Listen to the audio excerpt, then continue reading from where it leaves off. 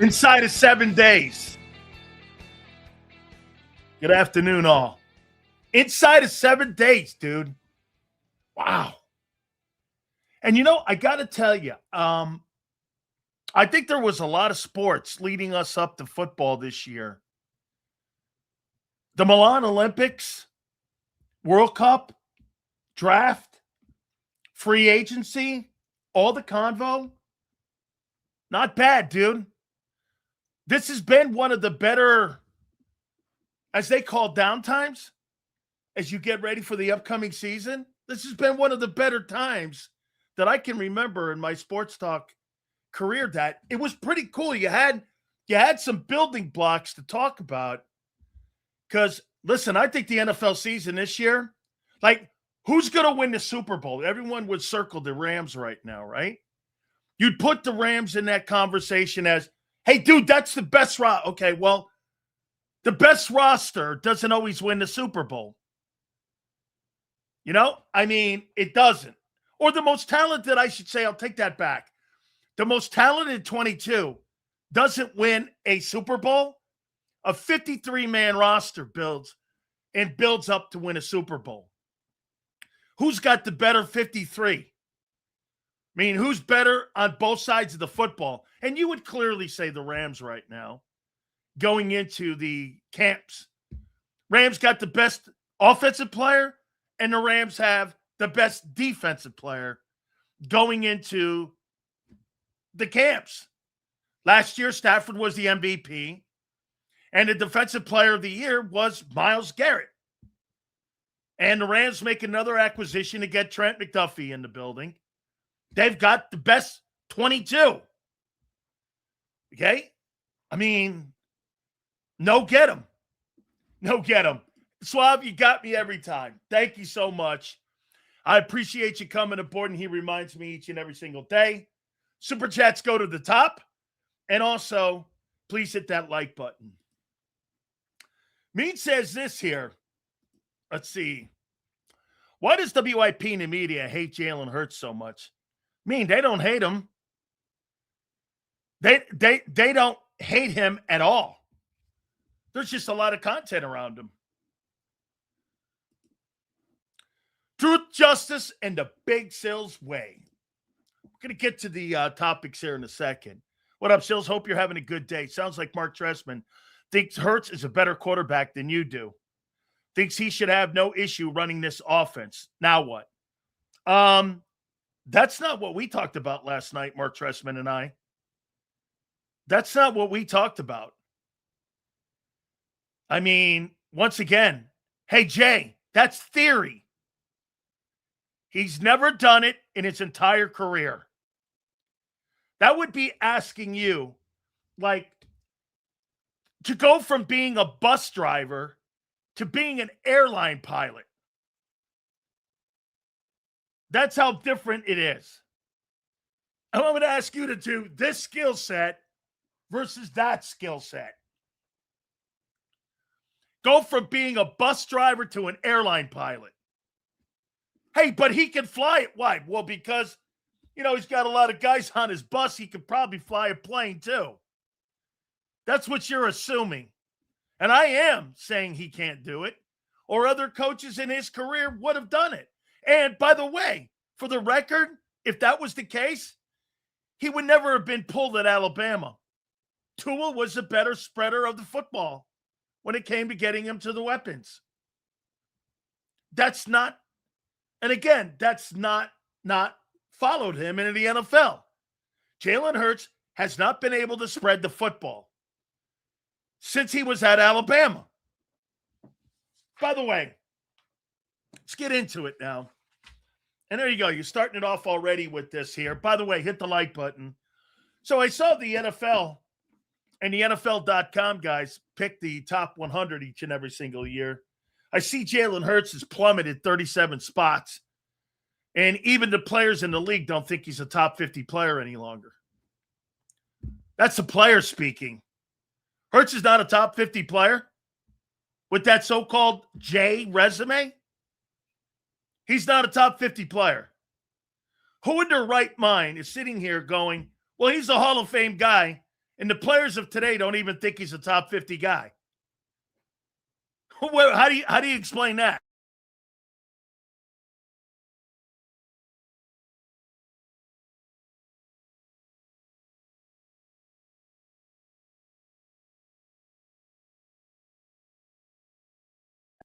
There we go. Hey, not even the players in the league think it. Top 50. He's not a top 50 player. NFL came in at 56. Here's the players that he is ranked ahead of, which I think it's telling for Lamar. And I think it's pretty cool for Hurts, actually. So Jalen is ranked ahead of Bo Nix, Trevor Lawrence, Lamar, Jordan Love, Baker, Brock Purdy, and Bryce Young. Here's the quarterbacks he's not ranked ahead of: Dak, Burrow, Herbert, Mahomes, Stafford, Goff, Darnold, Caleb Williams, Josh Allen, Drake May, Jaden Daniels. These are all dudes that are ranked ahead of him. And like everyone says, he's probably, 14 or 15 when it comes to the best quarterbacks in the NFL. So, again, get this. NFL executives, the players, and the only people that think Hurts is a top 10 quarterback are Eagle fans. And there's nothing wrong with that. But nobody, at the end of the day, thinks that guy's a top 15 quarterback. Nobody. And now he plummeted 37 spots in the players' eyes.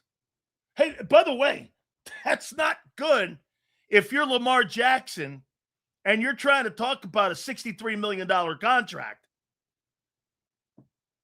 I don't think that's something that you don't want to walk into Steve Bisciotti's office, the owner of the Ravens, and go, hey, I want to have more money than Patrick Mahomes. And league people are now saying, hey, look, I don't know. Look, as great and as talented as that guy is, okay? Sills, he had an awful year. I don't think he had an awful year. I think he had a Jalen Hurts year. You keep dismissing he was ranked the number 3 player in the entire NFL just a few years ago. I know. What happened? Talent on the team went down. Caught up with his style of play. Yeah. You know what that's called, dude? That's called flip-flopping. 3 years ago, he's the 3rd player in the league. Now, he's the 56th. What happened? See, what you think is that he's still the 3rd best player in the league. He's not. Players' performances go year to year. Just like with Carson Wentz. Carson Wentz was also the 3rd best player in the league, according to players at one time. That was the highest rating he had. What happened? 2 years removed. He gets 3 years later. He's off the Eagles. What happened? Did he flip-flop? I guess so. You know why? Player production.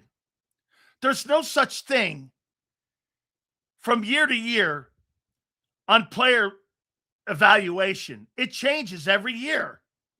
Injuries, getting older, lesser talent.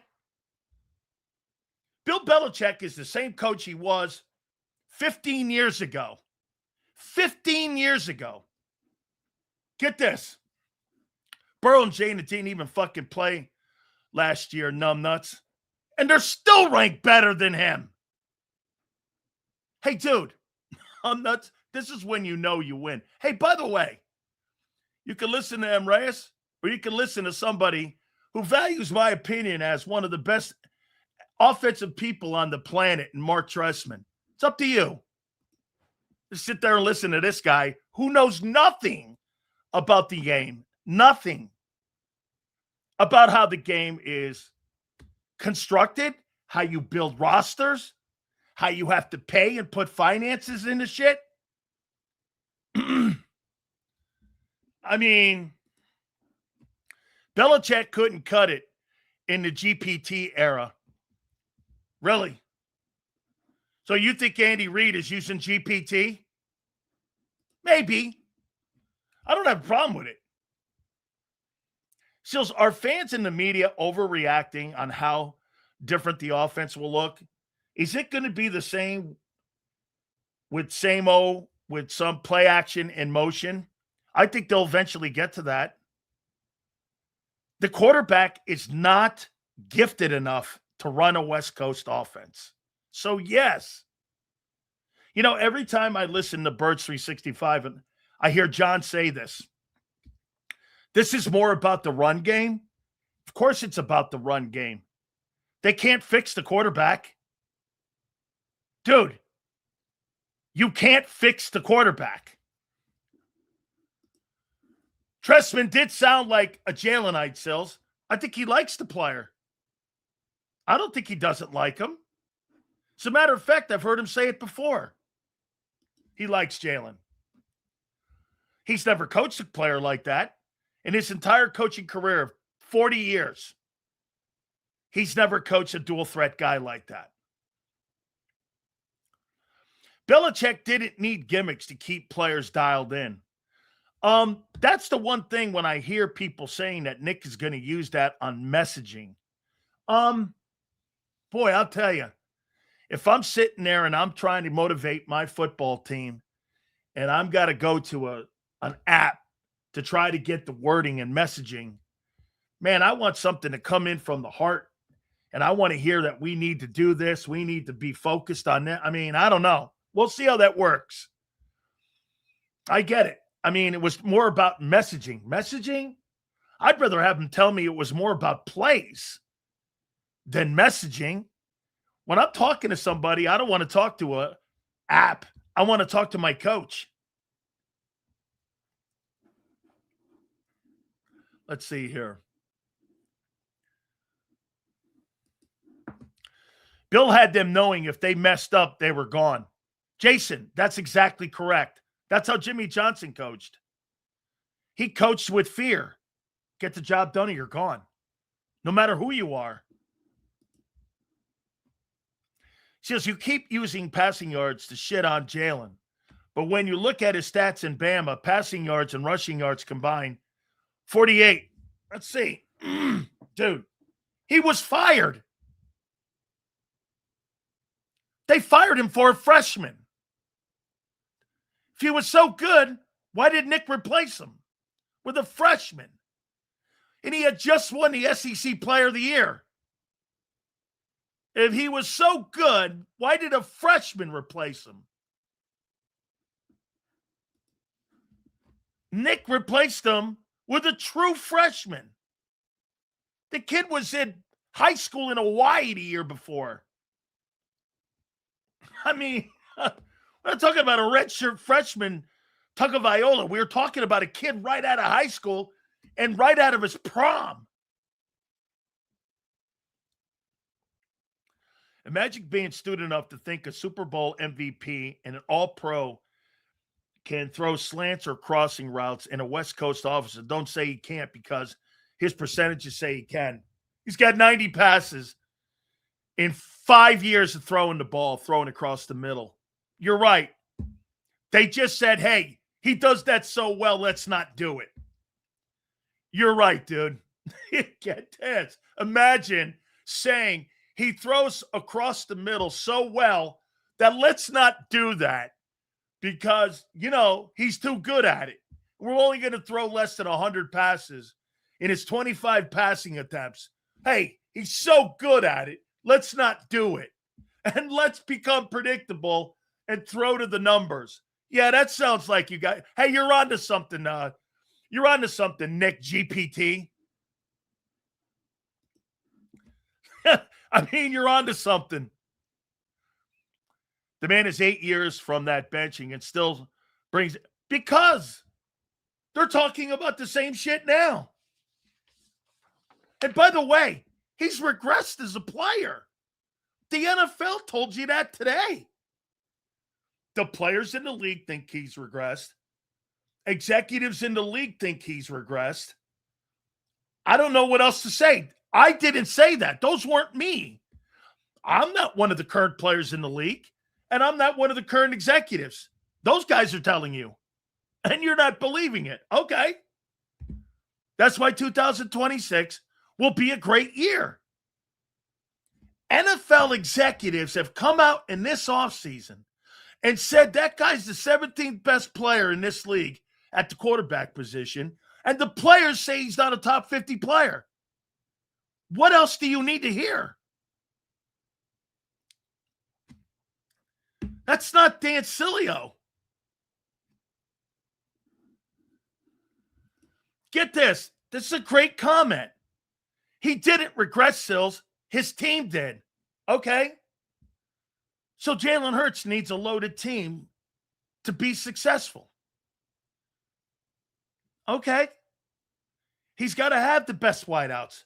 He's got to have the best O-line. He's got to have the best running back. That's the narrative going in, that he needs all those. And he has a chance this year to erase that narrative. Okay? Coyote, that's one of the narratives. Going into this year, can he play and elevate the roster? Seals, the league is just not smart enough because Jalen is built to win, yet coach is looking for guys who could throw the 4,000 to 5,000 yards. Because today's an NFL passing game.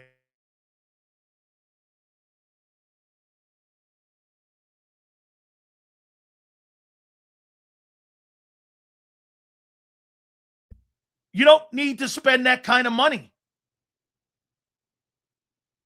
I mean, Seattle just showed you.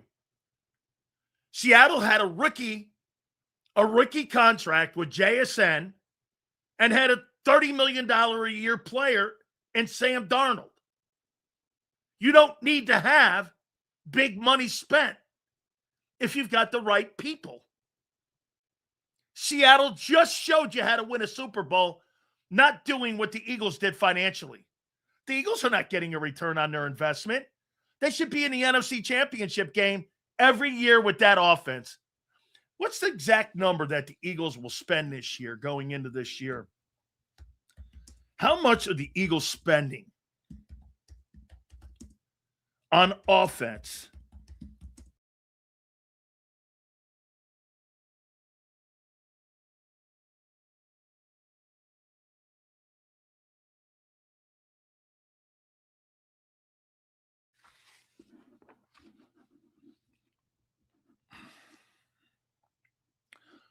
So the Eagles going into this they're spending $240 million. $240 million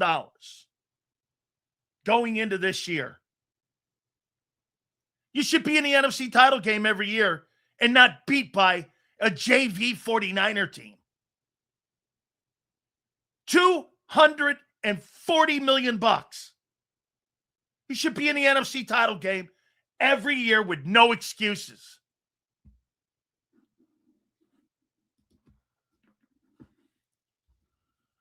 Coming off of last season, where should Sills have been ranked? I'm confused because it's based on last season performance. 56 feels like a generous ranking.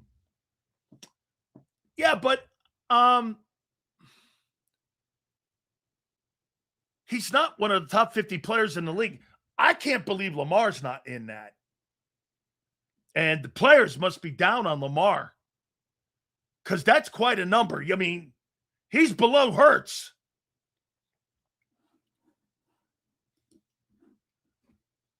Sills, that ranking is in no disrespect to Hurts with his play. He's done everything to earn it. Hurts is a big game guy, but taking over a game with his ability isn't his style. Yes, you're right. Hurts doesn't take games over. He used to in 22 with his legs and his arm. That's when he took games over.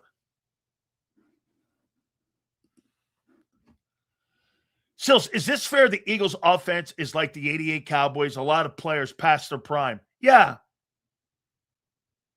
Not the 88 Cowboys, more like the 98 Cowboys, where players were getting long in the tooth. Yes. That's what this is. It's like the Patriots running out of gas or the Kansas City Chiefs. The Eagles are running out of gas on offense. Yeah. And they're gathering steam on defense. They are gathering steam on defense. They are. There's a lot of young players over there. Isn't it funny? You got a coach of 45 years in the NFL. I thought old style doesn't work.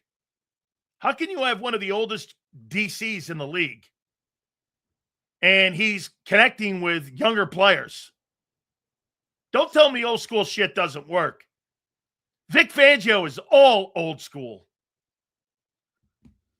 I mean, you know, the new guys in today with Chat GPT. Funny.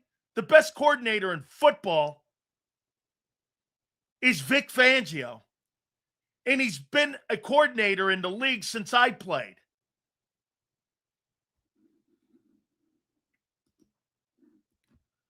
This is such an excuse.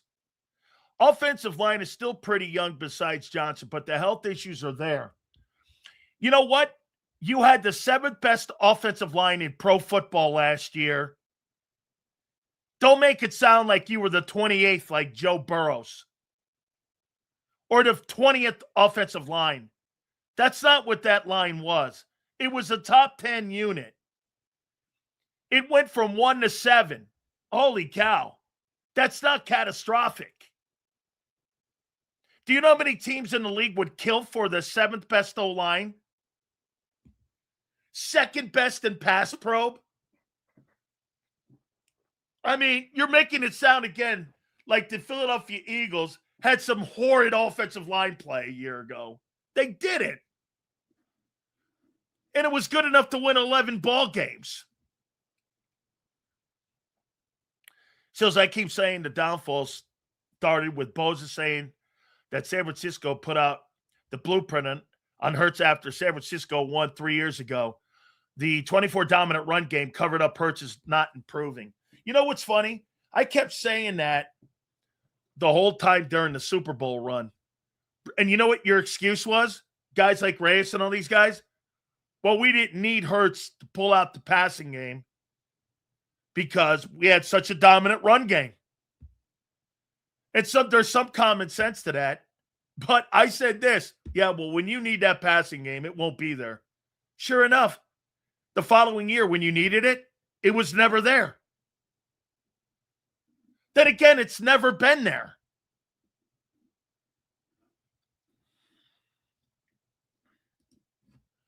J-Mac said, if the O-line is good, the offense will be good. Sounds like you disagree. Better than what? 7th?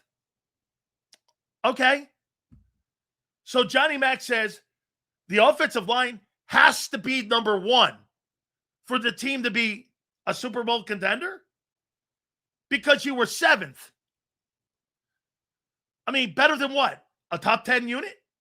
So you got to be a top 3 unit for the team to win a Super Bowl. Is that what he's saying? Because you're not a bad unit. I'm confused. You're making it sound like it's a top 20 unit. If the offensive line is good, well, they were 7th. You mean if they're number 1 again or top 3, right? So the Eagles have to have a top 3 offensive line for the team to win a Super Bowl. They can't be 7th. Is that correct? All right.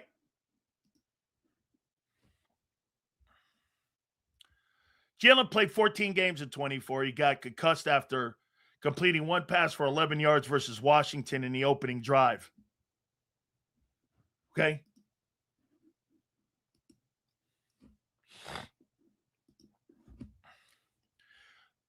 Buffalo Bills O-line was number 3. What's their excuse?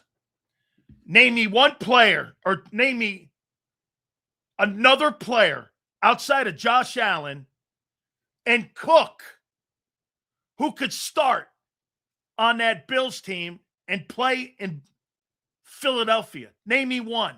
There's nobody. There's not. Your backup wide receivers can start in Buffalo. He had you had two 1,000-yard receivers and a 1,200-yard back. He didn't have a receiver over 900 yards. What are you talking about? It's a lesser talented football team. What are you talking about?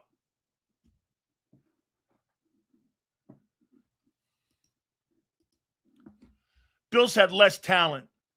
Of course they have less talent.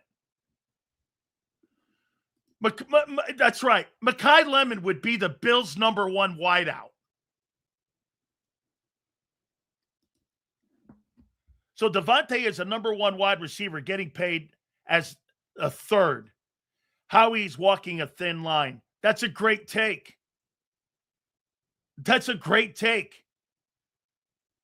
You've got a guy making, let me see. What's the highest paid number two wide receiver in the league? It's got to be Devontae, I would think. Right? Highest paid number two wide receiver in pro football. Highest paid number two wide receiver in football. Who is that? Well, Jalen Waddle was. Jalen Waddle made $28.25. Devontae Smith made $25. And Deebo Samuel made $23.8. And now, Devontae Smith is the number one, making $25 a year. He's one of the lowest paid wide receivers in pro football right now.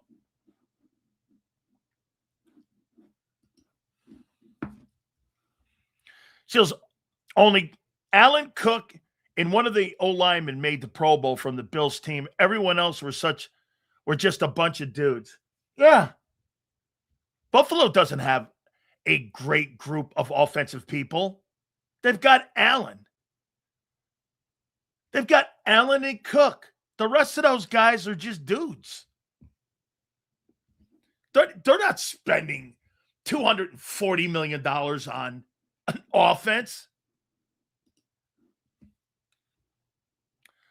So, what do you think? I think if things are going badly early, I think Hurts will request a trade. No, he won't. Why would he? If I were Jalen Hurts, I would not want to go anywhere away from Howie Roseman. What, to go somewhere else? You better find me a great general manager if I'm going to go play somewhere. Houston makes sense because of Nick Caserio down there. He's a really great general manager. But other than that, dude, why would I want to leaving Nick? Who cares? Leaving Howie? That's a big thing. Get this. Did wide receiver Keon Coleman go in the first round? Didn't Jahan Dotson go in the first round? What does that mean? You think because you're drafted in the first round, you're good in the league? That doesn't mandate you're going to be a good player.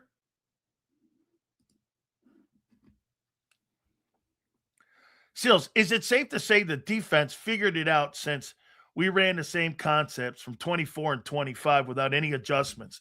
Isn't that wild, Prince? And that's a spectacular take. How come the Philadelphia Eagles, this is a great take by Prince, the Philadelphia Eagles ain't changing concepts on how they play defense? The Eagles have to? Why? Because they caught up with your quarterback?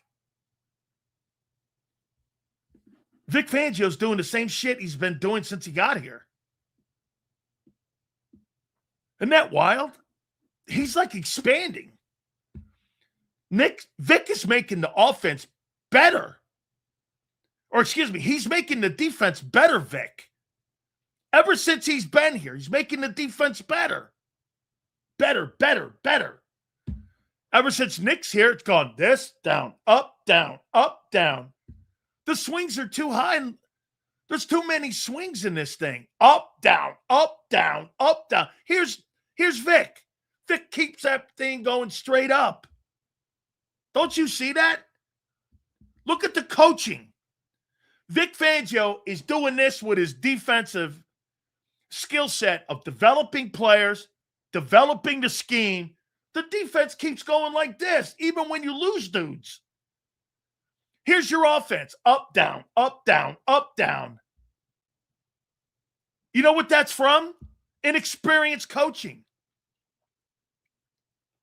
Not getting the right guys in the building.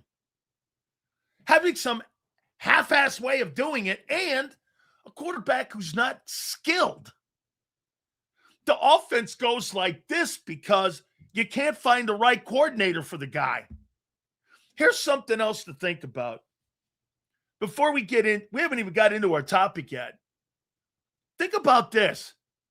If this thing doesn't work, you're really going to fuck up the whole thing that you did this offseason, rip everything up and hire another coordinator and say it's the coordinator again?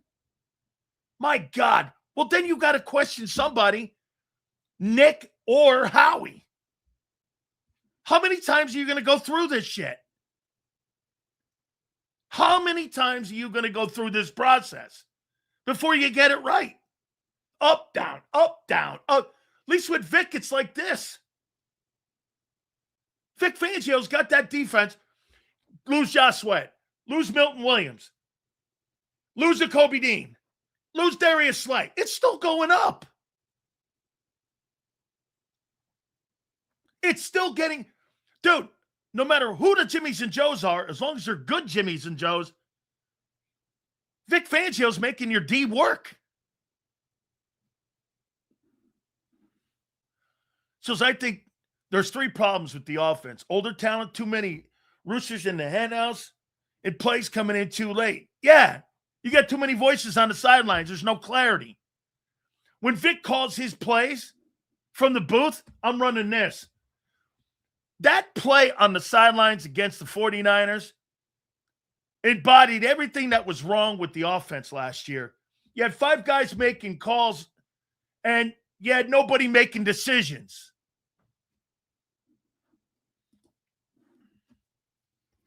Sills, piggybacking off of what Prince said, the league is all about adjustments, and the Eagles haven't made any adjustments since to get more out of Hurts since the blueprint was put out. Yeah, make him throw to the numbers and make him roll right. He ain't going to throw across the middle of the field. He's not going to threaten that. Risk averse. By the way, Mark Trestman, I implore all you guys to go back and listen. Mark Trestman said something to me that is the number one thing that Nick Sirianni loves about Jalen Hurts. Protect the football. They don't care about big numbers out of that guy. They don't care about any of that. Don't turn the ball over. It's why he takes sacks. It's why he'd rather pull a team out of field position as long as he doesn't turn the ball over. That's why he throws it out of bounds. That's why he runs out of bounds. That's why he tries not to have minus plays. Hey, there's no question. They'd rather have him have less than 10 picks than have 30 touchdown passes. There's no question about that. Now they're going to try to change that. Well, you've got to be more apt to understanding if you increase that volume of throws, you've got to be okay with interceptions. And that's what loses you ball games. I find it hard to believe that they're going to ask Jalen to protect the ball less by throwing it across the middle of the field. Everybody knows the higher percentage of turnovers comes in between the hash marks, not at the numbers. Tip pass. Ball comes out of the receiver's hand. Fumble. A tip. All of that is across the middle of the field. You know why Hurts likes the numbers? He's got a fail-safe. Well, if Devontae can't tap toe on the sideline, ball's going to be thrown out of bounds. That's why you see these wild throws out of bounds. You're like, man, that wasn't on time. That's okay. Nick lives with that because it's not a turnover.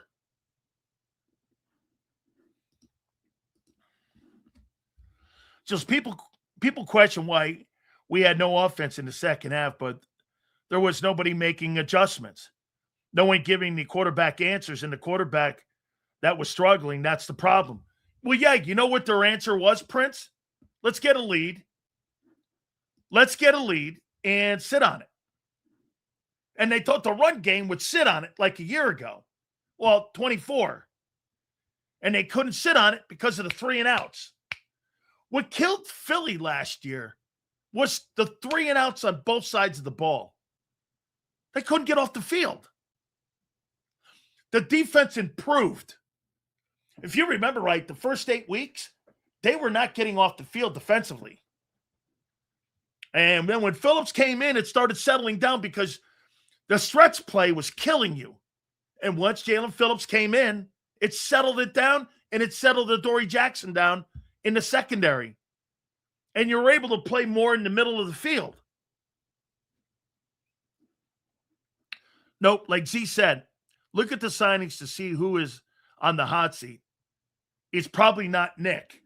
Look, I've been telling you since the beginning of the year, don't listen to what they say.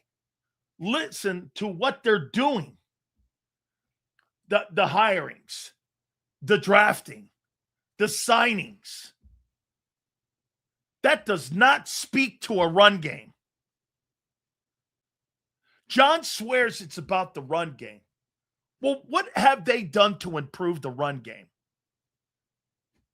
And if you tell me they hired a guy who's never called plays, is the guy that's going to help your run game?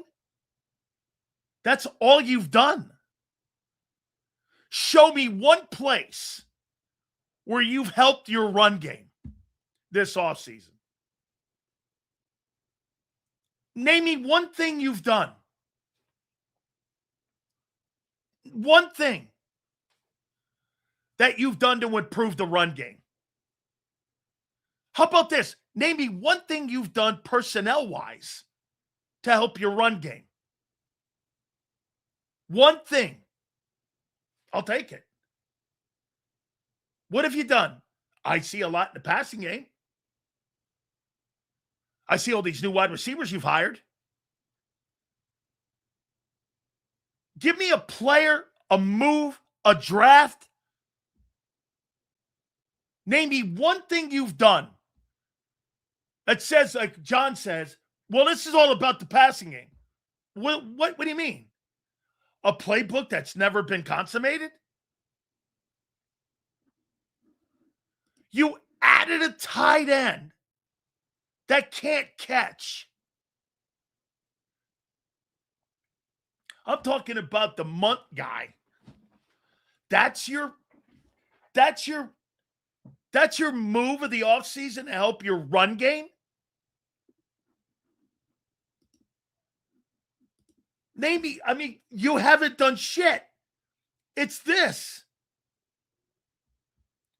Sills, that's how you get a $240 million offensive struggle.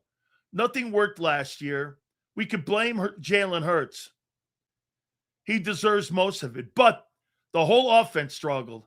That's just not on Hurts. No way is it on Jalen. 100% it's not on him. Get this. And you know what?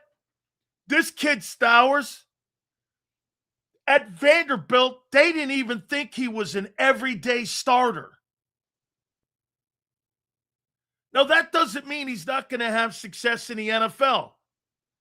Gronk had a very limited college career. And I'm not comparing him to Gronk. But what I'm saying is, don't go by what a guy does sometimes in college. It could be misleading, good and bad. Okay? Stowers may come in and turn out to be like that kid Warren, who's in Indianapolis. I don't know how he's going to fit in. He's not a very physical guy.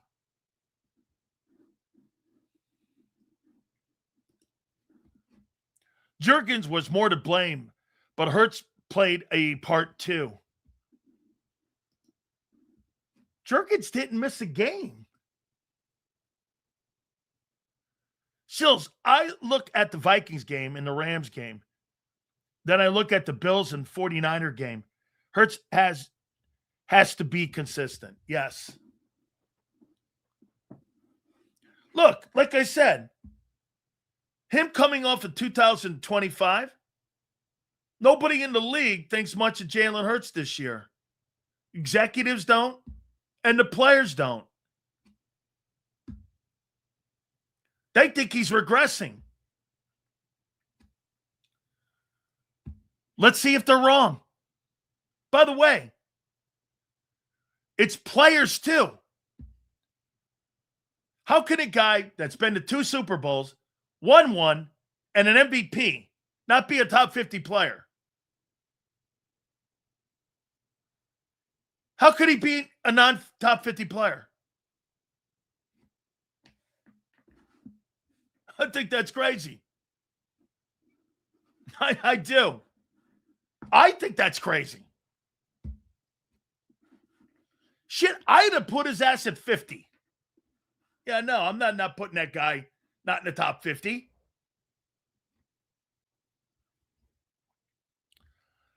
The offense practices against Vic's defense. We should have been better with the experience of practicing versus Vic, but our quarterback, head coach, and OC are all limited.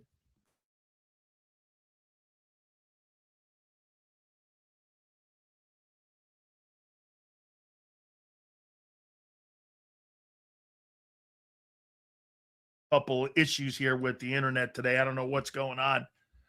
Do you think they are structuring an offense against his abilities to defend against paying a max contract? No way. Listen, that's not how that Eagle the Eagles are not going to sabotage themselves. They're not going to sabotage themselves purposely. They may sabotage themselves like they did in 20. Hey, do we agree? The Philadelphia Eagles sabotaged themselves in 23. So they're capable of it.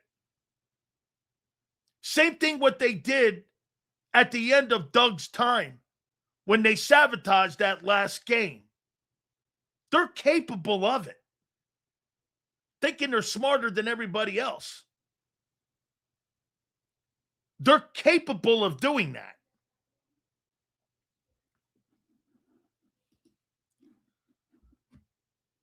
Seals, they're going to run and pass from the same looks. Try to be less predictable to help the run. That's what they did. What personnel move would you have wanted to see to help the run? Draft a lineman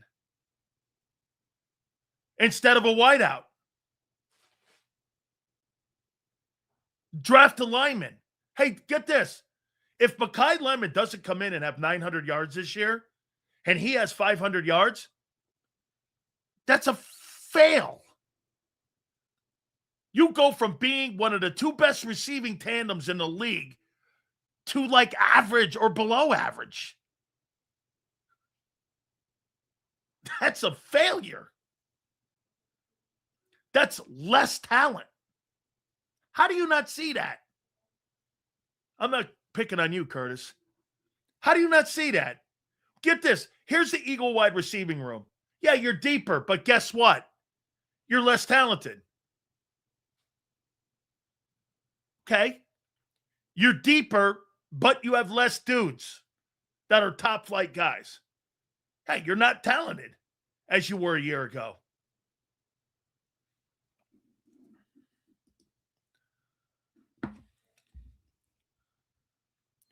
How would a lineman on the bench have helped the run, though?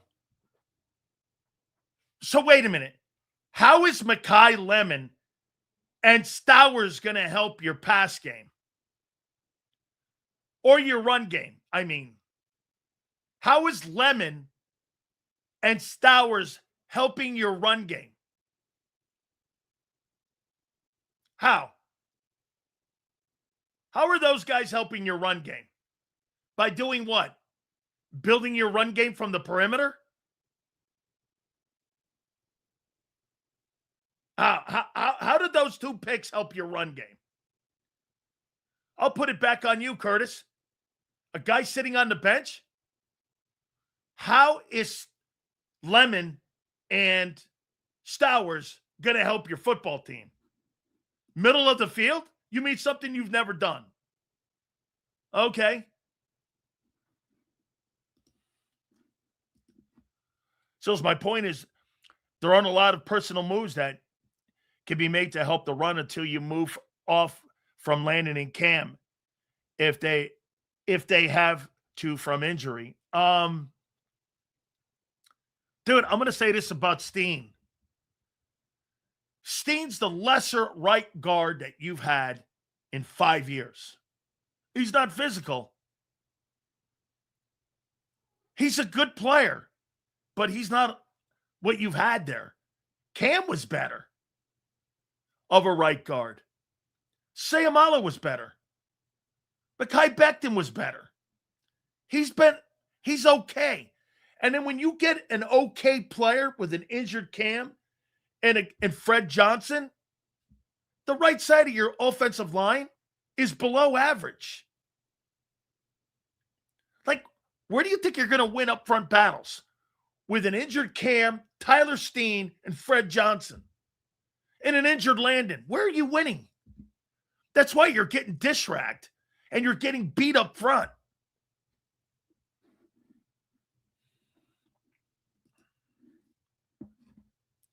It depends on how many total passing yards Jalen Hurts throws, in my opinion. If he throws for over 3,600 yards and 20 TDs, then I'm happy. Yeah, because that means you're hanging out right where you're supposed to be. Dude, Jalen Hurts is not going to be any other player than who he is. 32 to 36, 20 to 25 touchdowns in the passing game. That's who he is. There's not going to be some epiphany 42 touchdown passes, 4,600. That's not happening.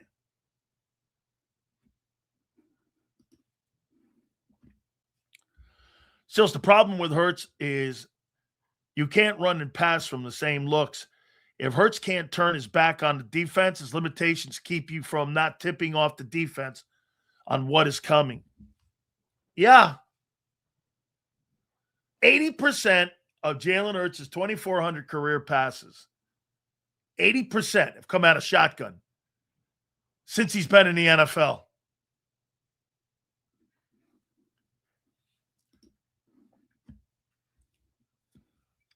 If the run game sucks, then so will Hurts. Hey, the run game sucks. Hurts has got to run more.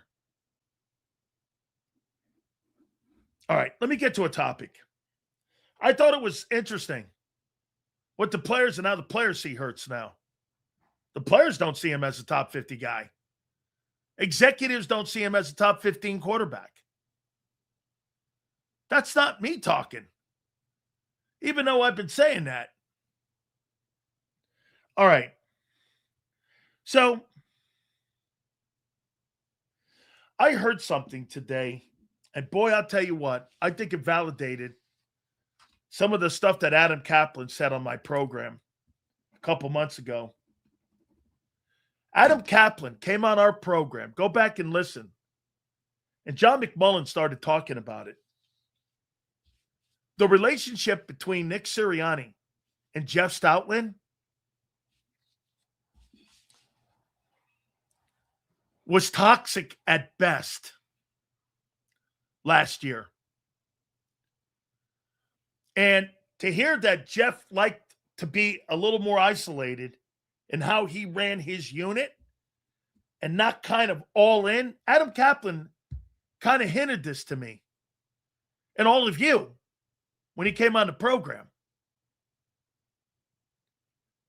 Nick had to not only manage A.J. Brown's problems, but he had to manage Jeff Stoutland.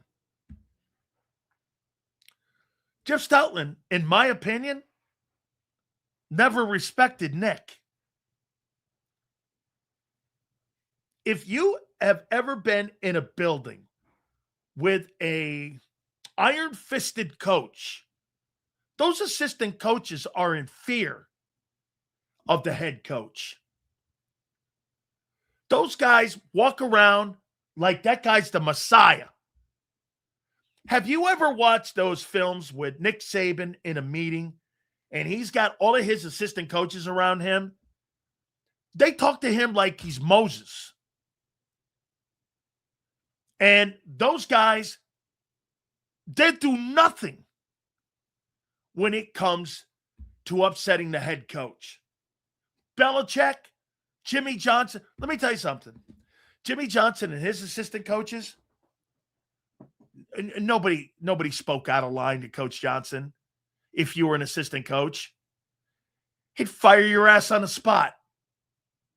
That's not how he ran his football team. Same with Bill Walsh, all the really greats. You looked at those coaches like they were God. And because you know why? In many ways, they were God. They had the final say on your career, whether you were going to make it or not. Nobody talks shit to the head coach. So Stoutland's in there talking like that to Jeff Stoutland or to Nick Sirianni. And there was an adversarial relationship last year, in my opinion. Adam Captain kind of confirmed it. John was kind of talking about that today. It was a healthy environment in the coaching staff meetings. Kevin Patullo and Jeff Stoutland, I'd be shocked if they talked to one another last year. They were never on the same page. Mark Trestman said it yesterday. If your coordinator and your O-line coach are not on the same page, you don't have an offense. That's why everybody had a bad year. Every single offensive skilled guy, O-line guy, everyone had a bad year because Nick could not control the environment with his players and his coaching staff. Couldn't handle AJ, and he couldn't handle Stoutland. That's what I heard today. That's a Nick problem. Hey, I can like my coach when shit's going great. But when shit's going sideways, what a telling conversation John McMullen had with Zander Krause today about Nick and Jeff Stoutland and how that relationship was fractured. So wait a minute. You got a fractured relationship with a legendary coach in your coaching staff, and you're not on the same page with the most important coach on your staff, including your defensive coordinator, is your O-line coach, and you couldn't handle AJ? I'm sorry, that's on Nick. That's on Nick. That's on Nick Sirianni. Now, to be fair to Nick, Stoutland not wanting to go along. And when you didn't hire Cliff Kingsbury because he sided with Stoutland, I believe Nick believed right there he made a mistake. That he should have hired Cliff Kingsbury for Jalen. And he wasn't going to do that again. And to hear this, well, you're not going to be involved in the run coordinator, but we want you back as the O-line coach. How can you be a O-line coach if you're not essentially the guy who's number one involved in the run game? That's kind of your gig. What would this new guy, what's his name, Mahaffey? The fuck is that? Jeff Stoutland? Stoutland's ego probably got the best of him here. Hey, and Nick lost a good coach. You know why? Couldn't control the ego. couldn't coach him. Hey, when you're a head coach, you also have to coach your coaching staff. That just sounds like Stoutland didn't have respect for Nick. Everybody knows on the planet, the head coaches, you got to look at that guy like he's Moses. Stoutland didn't look at him like that. He looked at him like he was a caboose.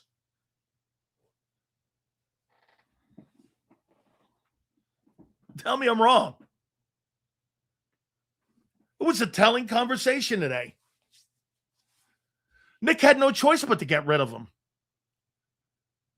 So you got rid of A.J. Brown and Jeff Stoutland. And you hire a guy who got fired in Minnesota and a guy who's never called plays to replace those guys. And you draft a rookie and you get Dontavian Wicks. That's your moves to cover those two things? Man, of 2026, you got a lot to answer for.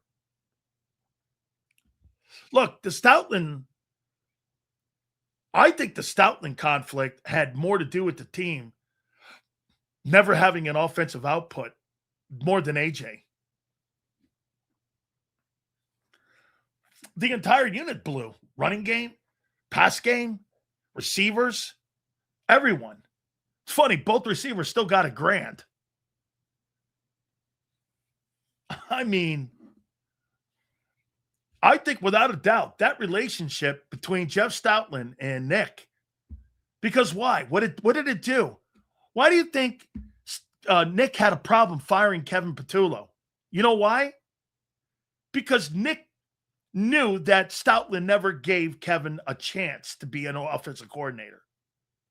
If you gave those guys truth serum, I guarantee you that the reason they moved off of Jeff Stoutland was the way that he handled Kevin Patullo and not being on the same page with the offensive coordinator. And you know where we got that from? Yesterday with Mark Trestman. He goes, my first call's to my O-line coach, who I'm working with, and how we're going to protect the quarterback, how we're going to run the football. Because if we don't have that relationship, we don't have an offense. If you looked at the entire year, they never had an offense. That's on Nick, but Stoutland polluted the environment. When you listen to John talk, there's way more that went on behind the scenes. He's an isolated coach. What's that mean? The only coach that's isolated is the head coach. Not an O-line coach. Who do you think you are, guy? Howie Roseman? His ego really got the best of him. That's a shame. But that comes down to not respecting Nick. Jeff Stoutland doesn't respect that guy. And again, it's Nick's ship. Whether you like that coach, whether you like that leader, whether you like that CEO, it's his ball and wax. You got to go with what they want. Hey, coach wants this. I don't really like it, but this is the coach's game. That guy picks a coaching staff, 25 guys, and he picks 53 players. And if you're fortunate enough to be one of those guys, you go along with what that guy's looking for, or they'll replace your ass.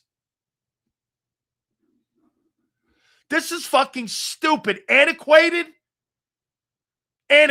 after 6 games. What a dick comment. Antiquated. And nothing to... Let me get this. So he comes off the greatest year in Eagle history, running the ball. And in 6 games, it's antiquated. Yeah, okay, guy. You're dumber than you absolutely... The things you post are so obnoxiously dumb. Bro, you're an imbecile. AJ hated Vrabel his first year, but he feared and respected him. There's no shot AJ screams at on the sidelines with Vrabel like he did with Sirianni. Absolutely no chance. That's right. Egos destroy everything. Look at the Bulls dynasty. Look at the Cowboys dynasty. Shit, look at the Patriots dynasty. Egos destroy good things. Yes. Yes. Stoutland wanted no part of the motion. Never has. And it's been a talking point in Philly for 13 years. You've not needed it.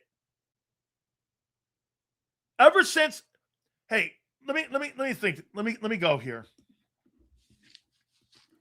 What year did Jeff Stoutland come to Philly? What year did Chip Kelly hire Jeff Stoutland? Did the Eagles hire Jeff Stoutland?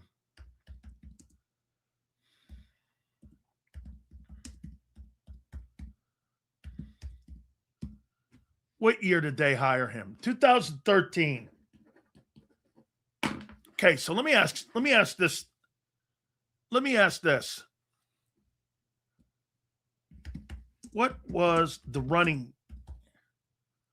rushing for the Eagles ranked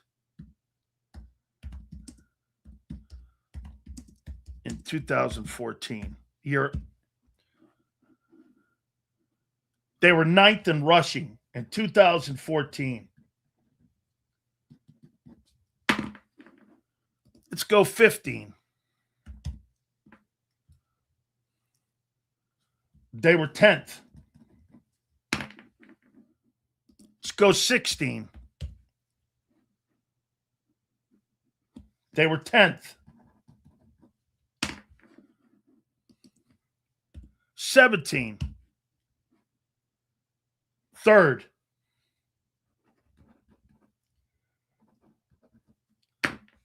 18.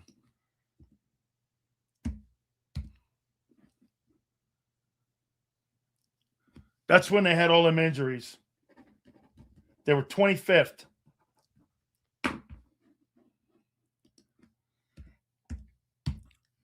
19. 10th. 20, they were hurt again, I believe, if I'm not mistaken. That was the COVID year. They were 5th in rushing.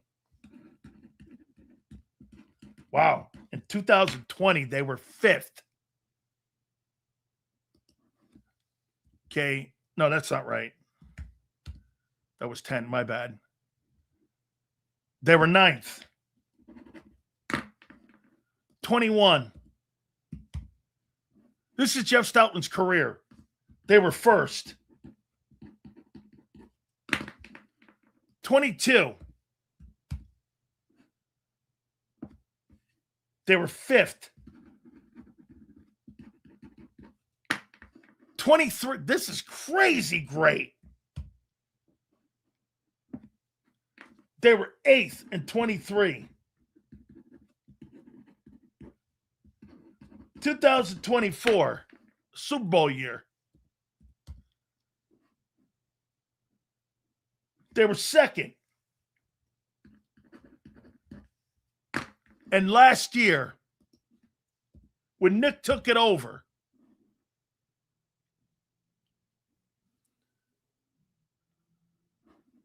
rushing,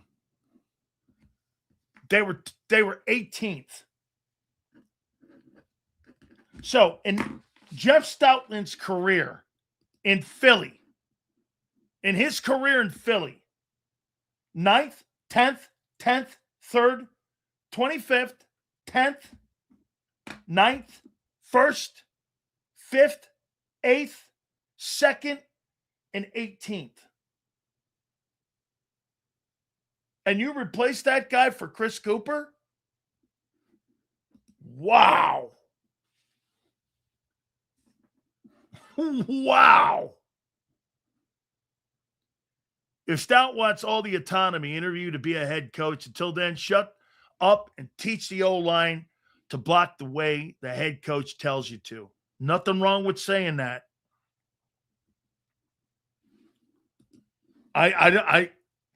It's his game. You're right on that.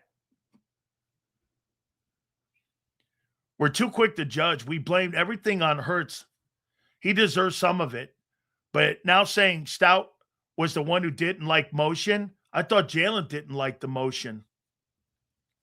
Maybe because he thought Hurts didn't like the motion, he was fighting with the coaches in there saying, the quarterback doesn't perform well on motion. Why are you running it? Hey, dude, Jeff Stoutland was a problem last year on that coaching staff. That wasn't a smooth transition.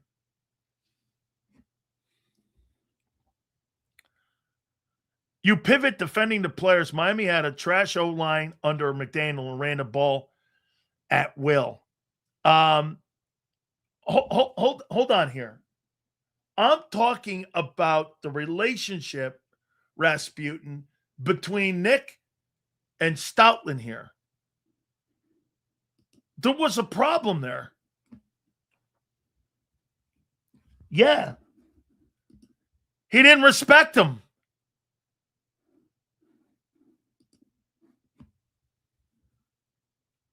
Seals, to Stout's defense, 2 Super Bowls off his O-line depth and constant top 10 O-lines. I would have an ego too. Understand? With a record like that from Stoutland, you do everything you can to find a way to make it work. Grass isn't greener. Sirianni is burning bridges he can't fix. Listen, DFW, this will be the biggest question that I'll have this offseason if this goes sideways. You did not fix the O-line, and you tried fixing it with a lesser coach, with an aging group.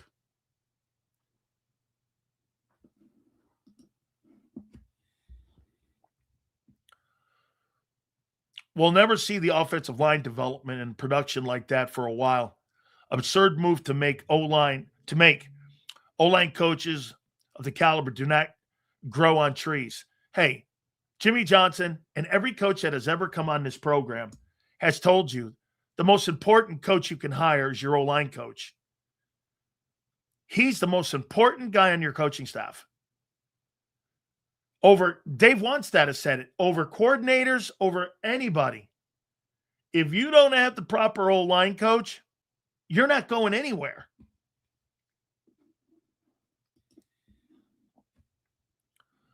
Ultimately, it's Nick's call. It is.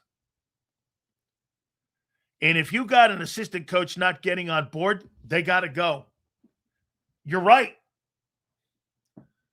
But, dude, Christopher, wouldn't you agree? Maybe you wanted to do that earlier in the process of the year. I would have looked for an offensive line. Nick waited to hire an offensive coordinator. And when the offensive coordinator wasn't hired, you know what he was waiting for? I'm going to tell you what happened. When all these guys started turning down the Eagle job, Nick was under the impression whoever became the offensive coordinator of the Eagles was going to bring his O-line guy in. Well, when that didn't transpire and you weren't looking at veteran guys, let me see something here.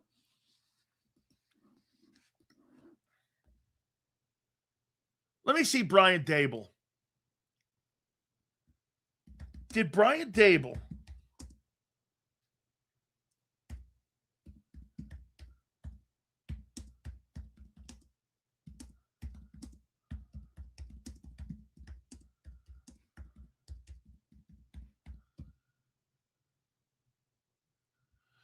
guess what? When Brian Dable got the job in Tennessee, he brought in new offensive line coach Carmen Basilio.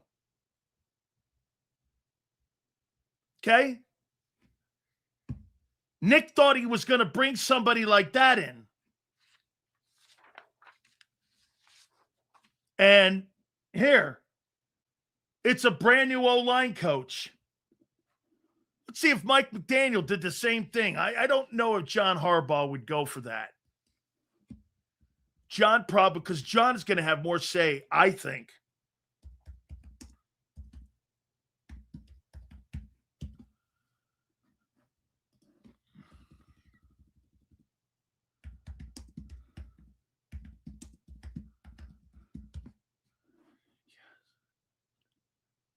Okay.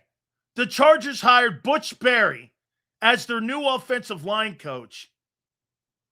Berry's coaching style aligns with Mike McDaniel's. Mike McDaniel's made the call to hire Butch Berry. You see, each and every single one of these coaches were going to bring their O-line coach. Well, when they're going through all these hirings or interviews and they're going through all these guys, Nick thought they were going to get a guy who was going to bring his O-line coach in. And when that didn't happen, they scrambled to get Chris Cooper. That's exactly what happened. Respectfully, stop backtracking. If he was the problem, then why keep him? You can't say he is a problem, then toast us for keeping it. No, dude. You didn't address the fucking thing at the beginning of the year. And if you don't want to keep him, you don't replace him with a guy who got fired.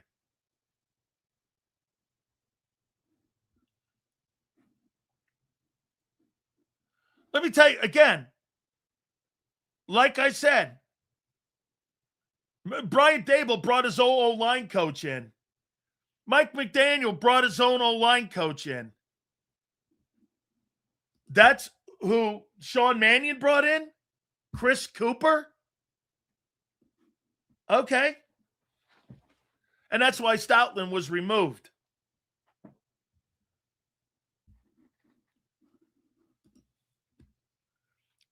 So Nick takes his direction from the front office. I think the front office lost confidence in the O-line. Hence, how could you lose confidence in an O-line?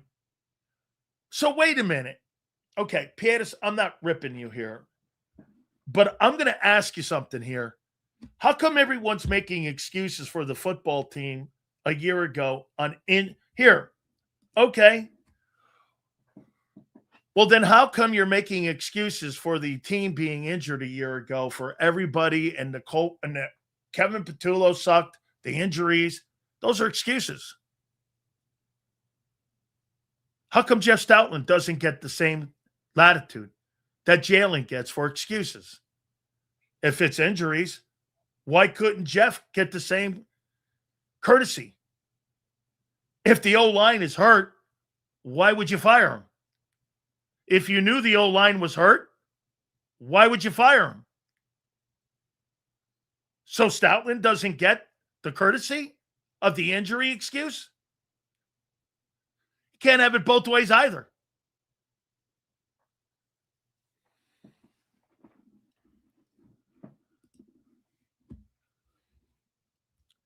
Wouldn't it be to our benefit that Stout was rigid in his ways? Now we can be less predictable. Hey, dude, Twiz, let me ask you something, though. Okay? Let me ask you this.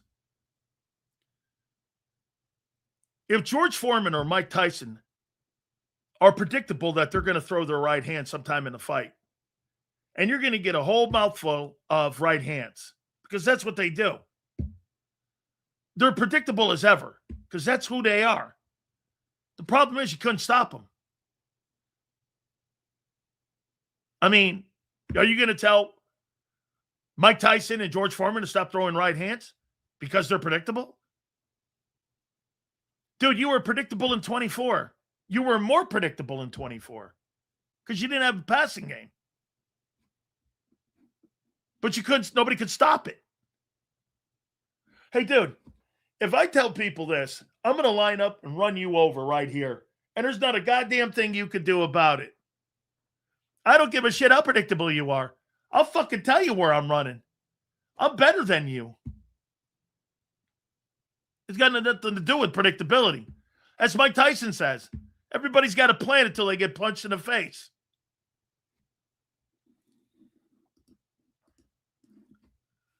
You don't run the ball like you're the 91 Cowboys if you have the Cincinnati Bengals front five.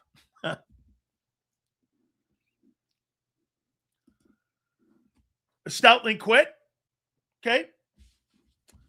What was your answer for Stoutland quitting? Chris Cooper? Got caught with your pants down twice. You didn't hire the coordinator you want. You didn't get the O-line coach you wanted. That's a fact. You thought one of these OCs that you were going to interview and that people would be lined up around the corner. I'll tell you what else is pushing that Eagle team on pushing Jalen Hurts out the door. Everybody around the league sees nobody wants to coach that player, and nobody wants to coach that style of player. Nobody even interviewed for it. That was a high-quality guy. And as Zander said, with options. Anybody with options said, fuck that. I don't want that gig. Anybody with options said, I have no interest in that gig. I have no interest in that gig. Sills, it's making sense. Rass made a valid point with Stout not liking motion. It explains the 24, remember?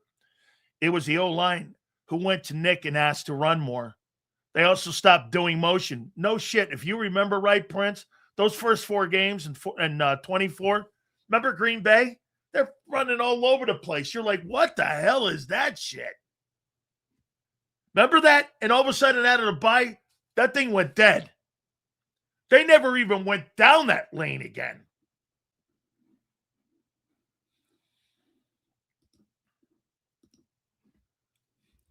There's $345 million in the U.S. can't find five. I can't find 5 to block for Burrow. Well, you're the Bengals. Remember something, Kyle. The biggest investment the Eagles have is in their O-line. Look at this. Both your tackles are making $26 million. You're talking $52 million between 2 OTs. You got another 20 lined up in your left guard. That's 72. And you got another 20 lined up on your center. That's $92 million. $92 million for 4 dudes. I mean, the salary cap is 301. And you had $92 million in 4 dudes. That's a ton of dough. That's like $23 million per guy. And you're spending 70 on defense as a unit. Put that in context.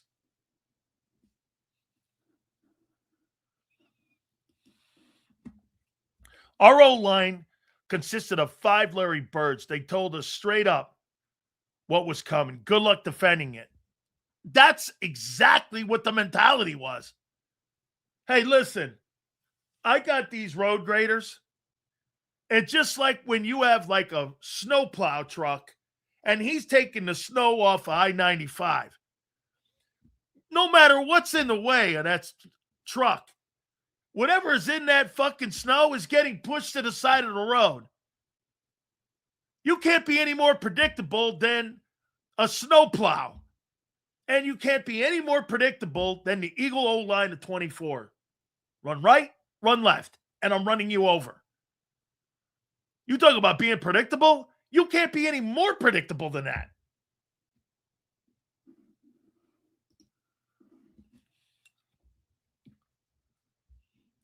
Maybe the Patriots or the Commanders or all these other teams should spend $100 million on the O-line and they wouldn't get smoked in the Super Bowl. Yes. You don't build championships from the perimeter in. You build championships from the inside out. All the great football teams that win, dude, let me tell you something. Let me give you a couple. This was about 7 years ago. More than that. This is when the Chargers were still in San Diego. I went to a game. I could not believe the size of the Patriots O-line. I could not believe the size of these guys. They were like 5 of the biggest dudes I've ever seen. And I remember talking, he goes, Belichick's mentality is big dudes beat little dudes up. I mean, they were gargantuan men. Always in New England. He believed in big dudes up front.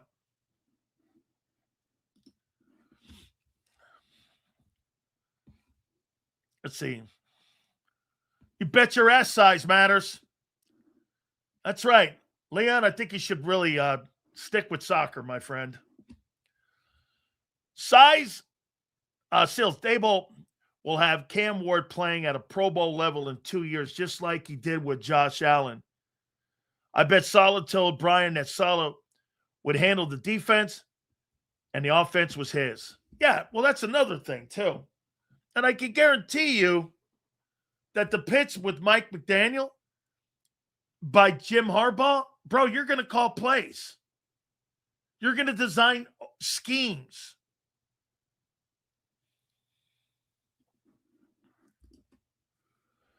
Why would you respect anyone when Stout lasted 3 coaching changes? He thought he was untouchable and got hurt. He wanted to change. We wanted to change. He got hurt and we wanted to change. Why would you change from that, though?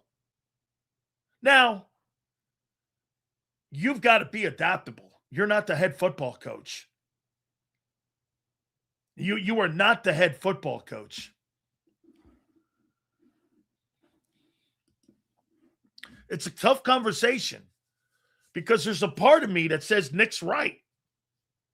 Dude, I can't have a guy on a reservation over there doing different shit, telling people and telling his offensive line. He was probably polluting the old line. That guy doesn't know dick. I wonder what those meetings were like. This guy doesn't know what the fuck he's talking about when it comes to this offense. Hires a guy who's his buddy. I'll tell you this. I bet you Jeff Stoutland had a problem with the hiring of Patullo. And I bet you he had a problem with it. Him hiring his buddy.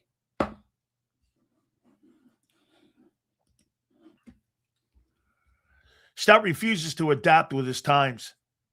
Now he's replaced with AI. Welcome to 26.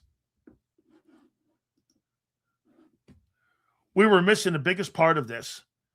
I'm starting to think Stout didn't like the Kevin-Nick combination. He was willing to work with Kellen Moore because Kellen had some experience, correct? Was that due to New Moore having the knowledge? Yes, it was, Prince.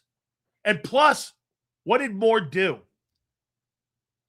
Prince, this is all making sense now. Prince, what did Kellen Moore do? He listened to Stoutland.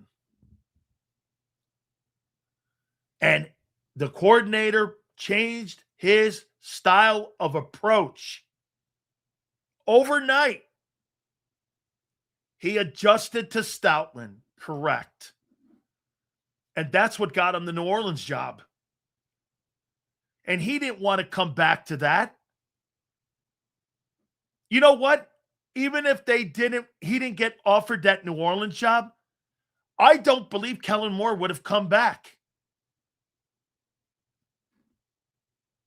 He didn't want to go through that again because he knew it wasn't sustainable. You're not going to have another game. The guy's not going to run for 2,700 yards. He saw the fucking writing on the wall. What did he do? When the guy got to New Orleans, they threw the ball 600 times. With Tyler Shook and Spencer Rattler.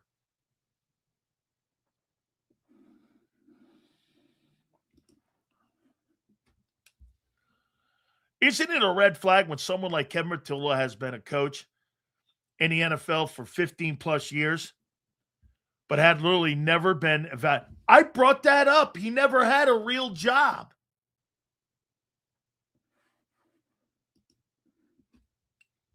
So as I was wondering, could you get Elway on the show about him saying the Colts were moving to Indianapolis? John's pretty tough. We'll put a call in, but he's pretty tough to get on, man. Thoughts on Dallas fans being what?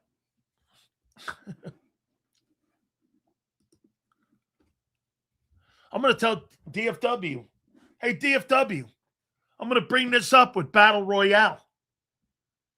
This kid, Caleb Downs, could be your Cooper DeJean.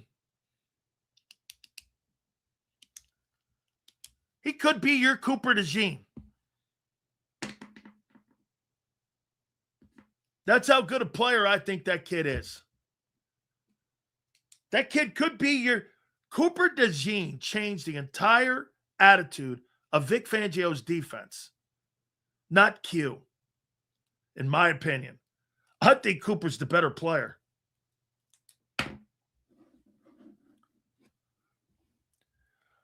Ewing, in 1985, you didn't win your first Super Bowl after the merger till 17. Might want to know your team history before shitting on others. It's true. The Eagles didn't win a Super Bowl until 17. They won the 60 title. That was the earliest. I believe they were in another championship game. But, yeah.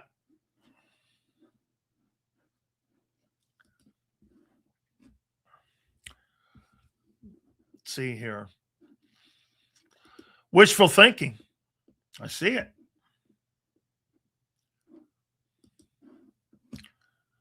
Let's see here. He pushed back against Moore. Listen to the pressers early in 24 and Sirianni's comments about motion. Well, I don't care what the press conferences, those lying, bobbling press conferences say. All I know is after the bye, they stopped. You go by a press conference in Philly, that's like listening to a White House briefing. You really think you're getting the truth? Are you crazy?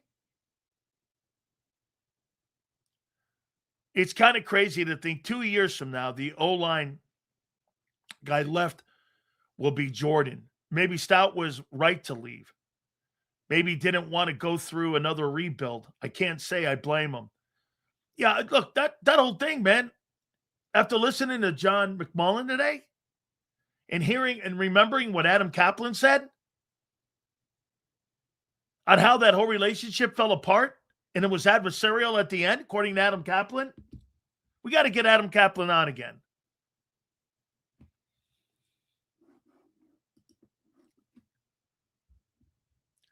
So just because you play at a big school, you don't mean you're going to be a good player.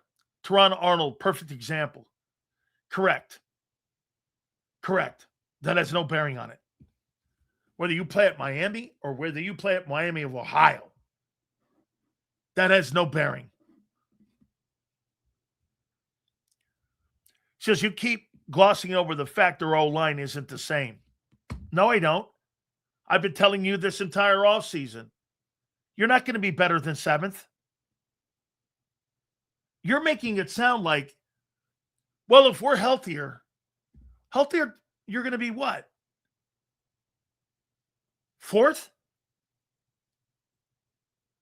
You didn't have that bad a year as an O-line. You're making that up.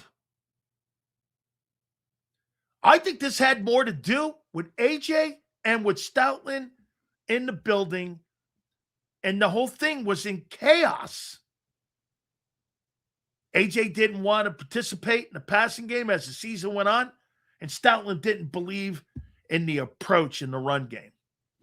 What more do you need not to ever get an offense on the same page? And you heard yesterday Mark Trestman say, you can't have any of that.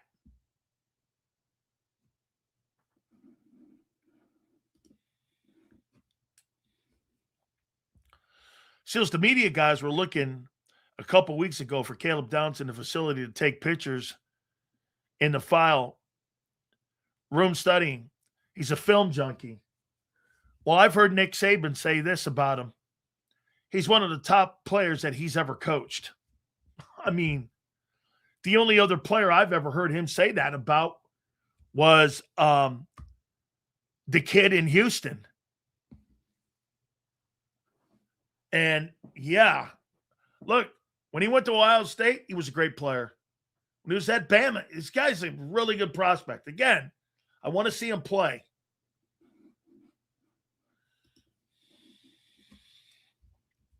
Power running teams over the past 5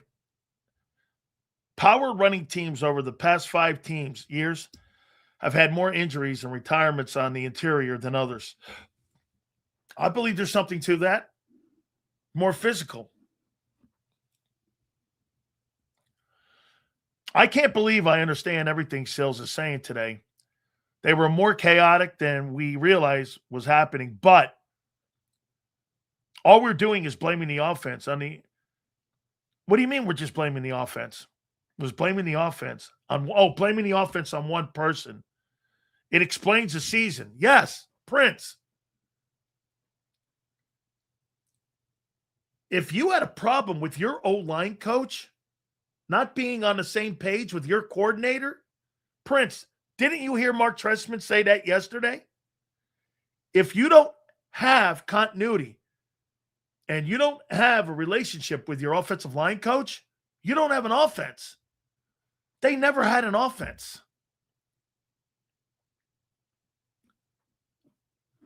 They never had an offense a year ago.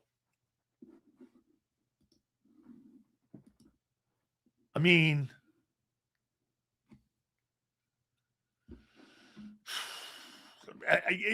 that was very telling.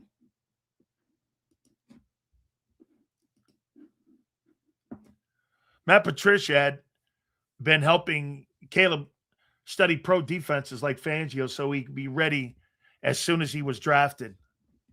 Patricia really did a great job a year ago with Ohio State.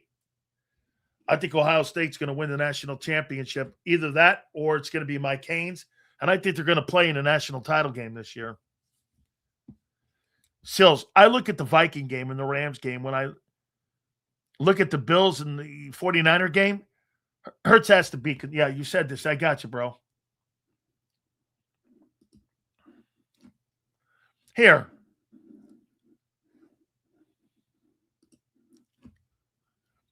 Sirianni is going to get the Nobel Prize for keeping all this under wraps for years. Disgruntled AJ, disgruntled Stoutland, revolving OCs and still getting the W's. And it's only going to be year 6. That's not a terrible take.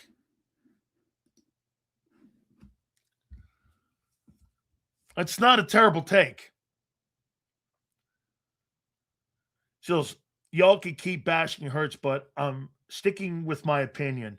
Nick can't coach, and he's far from being qualified to be a head coach, but Philly media loves Nick. Cowboy fans think Dak is Montana. Not that bright. Downs Bus City. Yeah, all right.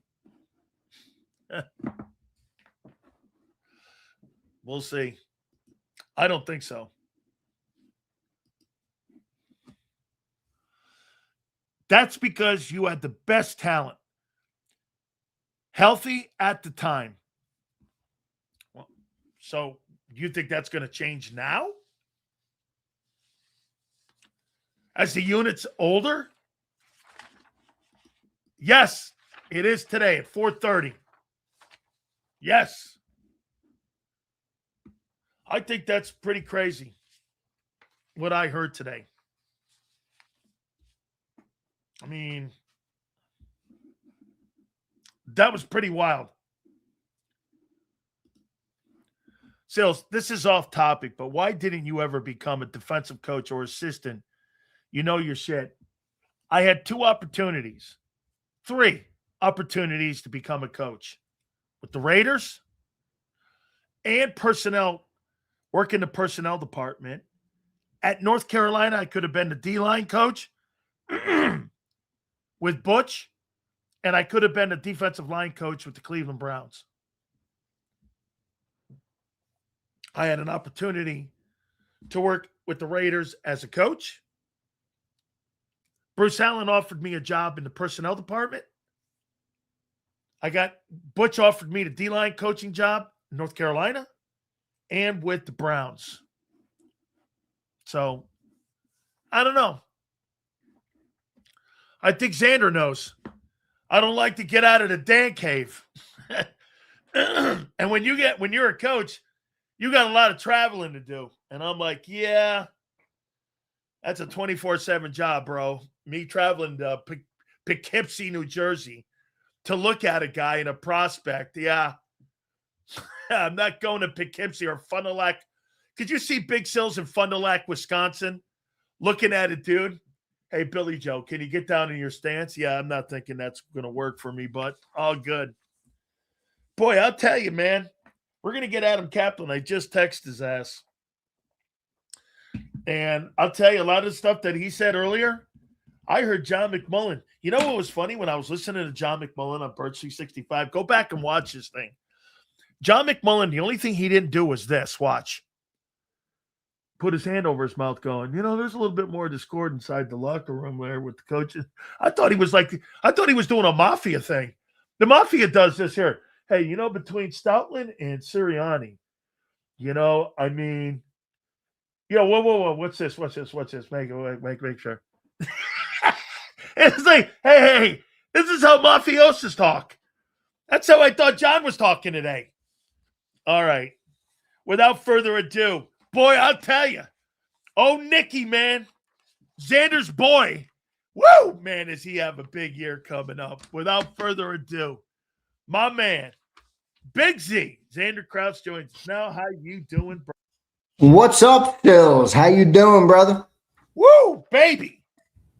Was that an interesting conversation that kind of got glossed over a little bit with old Nicky and old Jeff? Yeah, well, that's a part of it, I guess. We'll see if Chris Cooper can handle the call, Phils. I'm with you. I mean, bro, there was a bigger problem inside that coaching staff than it seems as though there was quite a bit of dysfunction inside that locker room. But look, that dysfunction, I agree that you can put names on it, but part of it is created just by the inability to be effective on offense, right? Like whenever stuff is going bad, that's obviously when, more things are subject to fall off the rails. So I think that's what happened, but and they all had different opinions about how to fix it maybe, and none of them worked. So it is what it is. Yeah, but that makes sense though now. Why no one had a good year is because the offensive coordinator and the O-line coach were never on the same page. And I think this is why Nick had a problem firing Kevin and demoted him and didn't kick him out there, Zander, because Jeff Stoutland was a problem inside that coaching staff. I got to tell you, I think probably Stoutland was more of a problem this year than what AJ was. AJ became more of an issue at the end of the season.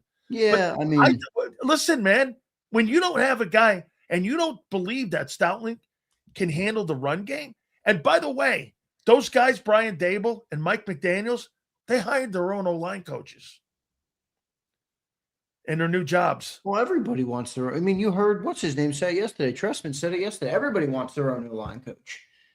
But still, that didn't happen with Cliff Kingsbury, though.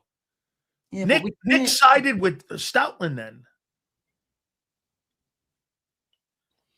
We can't just forget, though, all the success they did have prior. No. What I'm saying is that Nick had quite a chaotic situation a year ago between AJ and Jeff Stoutland not being on board. Isolated coach.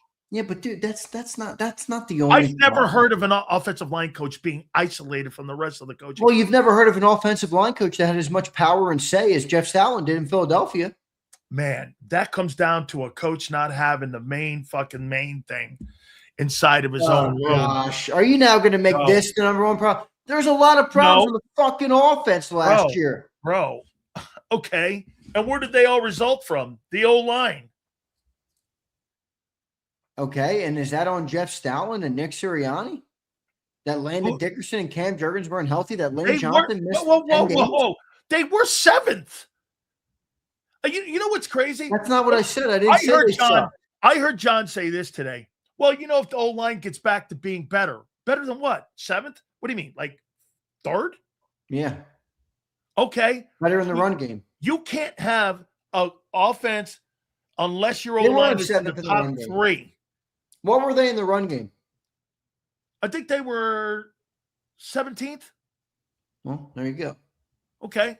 If you're a good pass blocking O-line for a team that doesn't pass the football, then it's not all that important. Okay. Here's Jeff Stoutland's record since he's been in Philly. In 2014, 9th, 10th, 10th, 3rd, 20th, 10th, 9th, 1st, 5th, 8th, 18. You're telling me you weren't going to give that guy an opportunity to dig himself out of it with that track record of being an O-line coach like that, where the majority of the time you're hanging out in the top 5? Well, I mean, do you think that it would have worked last year? Think what would have worked? He didn't want to change. He wanted to continue the inside zones. He wanted to continue playing power football. And I think Nick Sirianni, maybe rightfully so, thinks that that's expired in Philly. You came off of 2,800 rushing yards, and you came up with that. Hold on. You came up. So wait a minute. Everyone else gets a fucking hall pass for the injured O-line, but Stoutland? I'm not giving Stoutland a hall pass. I'm not talking about you. I'm talking everyone is giving the hall pass for the O-line being injured and why the team wasn't good last year. Jeff doesn't get that pass because the O-line was hurt either? It's fair, but I think they had different ways of what they wanted to do to fix it is the problem. I don't think the problem came that Jeff didn't think they were a problem. I think he wanted to stick to it, and Nick didn't. I don't know. I'm not inside the room. Well, listen. I have a hard time sitting here and shitting on Jeff's staff. Look, did Jeff do everything right? No. I'm not shitting on him. I'm just like, it's like, there was a lot of issues last year, dude. But when the ship is sinking, it's always easy to say that guy did something wrong. That guy did something wrong. That guy did something wrong. I mean, I'm done pointing fingers on 25. What is 26 going to look like? You want to tell me Chris Cooper's a problem? I'll buy that. Wait a second here. Okay, all those problems that you had in 25, have you addressed them? I mean, how do we know? Okay. Did they Sills, going into 24, did you think they addressed the problems from 23? You didn't know until they went out there and did it. No. Right. No, I didn't. No. So it's an incomplete answer at this point. I mean, who knows if they've addressed it? It doesn't look like they've addressed it, but they didn't really address it all that much after the 23 year too. John says that all these moves are for like the run game. Like, what is that move that's for the run game that I'm missing? What move have they made for the run game? The schematic shift. So this putting him under center is going to fix the run game. Jalen Hurts this running game. I think it's for. So putting Jalen under center is going to help the run game. They think so. Yes, that's what they appear to think. And the outside zone, Hurts look, the wide zone, the scheme. I mean, if there's this video floating around, John mentioned it this morning. I saw it yesterday. It's like a video of McVay talking about the run game. I think his name was Coach Dan Casey or something, put it up. It's a really good video, but it does show you the intricacies of the run game. And I think they're trying to implement more of those things as opposed to playing that old school bully ball type of run game that really worked in 24. But you do need offensive linemen who are beating the crap out of people to do that successfully. And I don't think they had that last year. So you're going to put him under center, which takes him basically almost out of the run game to help the run game. I agree. It will take him out of the designed run game. More so even than it was last year when it was down, I think, from 3.5. Isn't that what made him special, though? Was the threat? I mean, yes, it was in 22. But that's a long time ago. And you still respected it in 24. You had to. Well, yeah, remember the playoff game that Jalen ran 60 yards to the Yeah, house in the first quarter? I kept saying, look, dude, that guy's still a threat. That guy's still a threat. That guy's still a threat. All right. So let me tell you, I said it yesterday. He's going to have to answer. And boy, I'll tell you what, I hope it's a really great answer for him. When he goes like this, I was right. I'll tell you what, dude, if Nick Sirianni's right in all this, wow. It's going to change a lot of how people that are negative against You just said yesterday you don't even think it is Nick. Nick what? You don't think Nick is the one who decided to make the change. You think it was the ownership. No, I do. But these are, according to John, his hires. Well, so what do you believe? Me personally? Yeah. I believe. Did Nick make the decision or did the organization? I think he walks around on that NovaCare Center. I think he walks around on knee pads. That's what I've always thought. So if they fail, it's all on Nick. And if they have success, it has nothing to do with Nick. Normal. Yeah, it's Howie. That's what everybody that's how everyone I really don't even wait a second. That ain't just me saying that. Look, I'm not even at this point, I'm not even a Nick Sirianni fan. How about being a fan of common sense? I mean, okay. Come on, dude. I don't even believe that you believe that. Yeah, when it blows, it's all Nick. And when there's a semblance of success, it's everybody but Nick. Okay, well, here. How come when I watch Vic Fangio coaching your defense, I got this going on here. Guy loses Josh Sweat. The guy loses Milton Williams. This fucking defense is still getting better. How come I watch this guy do this, and this? The fucking defense keeps going like this. Here's Nick. Up and down and up and down and up and down. Great, suck. Great, suck. Hey, dude. How come he can't be consistent? Because he has no answers. I don't think that's true. I think it's partly on that. I think it's, teams did catch up to some ways and they're, I don't want to call it, it was a simple offense. I think you had many people on your show last year who called it a simple offense, football guys. It was a simpler offense. When they stopped beating people up, they didn't run it as effectively. And they also don't, they don't run, they've never ran a high volume West Coast spread offense that other teams shift to. So this is the first time they're doing it. Is it up and down? Do you believe it's up and down because of Nick? Well, if I had to believe John McMullen when it comes to his hires, yeah. Yeah. I got to tell you, I think Jeff Stoutland hated the hire of Kevin Patullo, and that was the biggest problem you had last year. Never on the same page, and they never showed any continuity. And when Nick those guys decided to take over the run game, they took it over because it was what happened to you win as a team and you lose as a team? Not on the National Football Show. No, because the coach is not a coach. He's a doorman. The coach is a doorman and the quarterback's a caboose. No, the quarterback is solid. You don't have to be exceptional to go to a Super Bowl. I think both. How about this? Coach is solid, quarterback solid. Fair enough. Neither are exceptional. Fair enough. You got an exceptional GM. Yeah. That's what you got in Seattle. Well, that's what I've been saying all along, but you're making me sound like a Nick Sirianni glazer because you're being so irrational. No, irrational. You just admitted that when it's all wrong, it's all Nick, but when they have success, no. I said that's how Nick. Everyone looks at it that way. 2 + 2 doesn't equal 4. I mean, wait a minute, dude. Wait a second. If the success of the football team this year for Philadelphia Eagles, if they have a success, Howie Roseman's getting all the flowers. On this show, I know that. Everywhere else on the planet. And if they lose, Nick's the guy. All right. Well, let me ask you this. Why'd the owner give him who do you think got more? Well, who do you think why'd they give him a contract extension then? Hey, they gave the GM one too. Okay. Why'd they give the head coach one? If he's such a caboose and had nothing to do with the success. Because he works with the GM well. Oh. Yeah.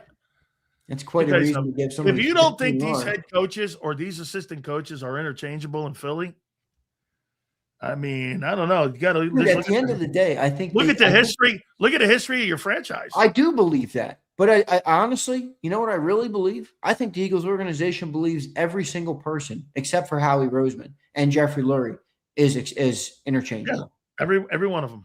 That's Absolutely. what I think they believe. So of course They the head do. coach falls into that, but that doesn't And mean that in the current and era that's of why they have football. these ups. That's why they have these ebb and flows. Look, I'm trying to be consistent because one of the biggest problems I have with this front office and the owner was when they fired Doug Peterson and they made everybody believe that Doug Peterson had nothing to do with the Super Bowl.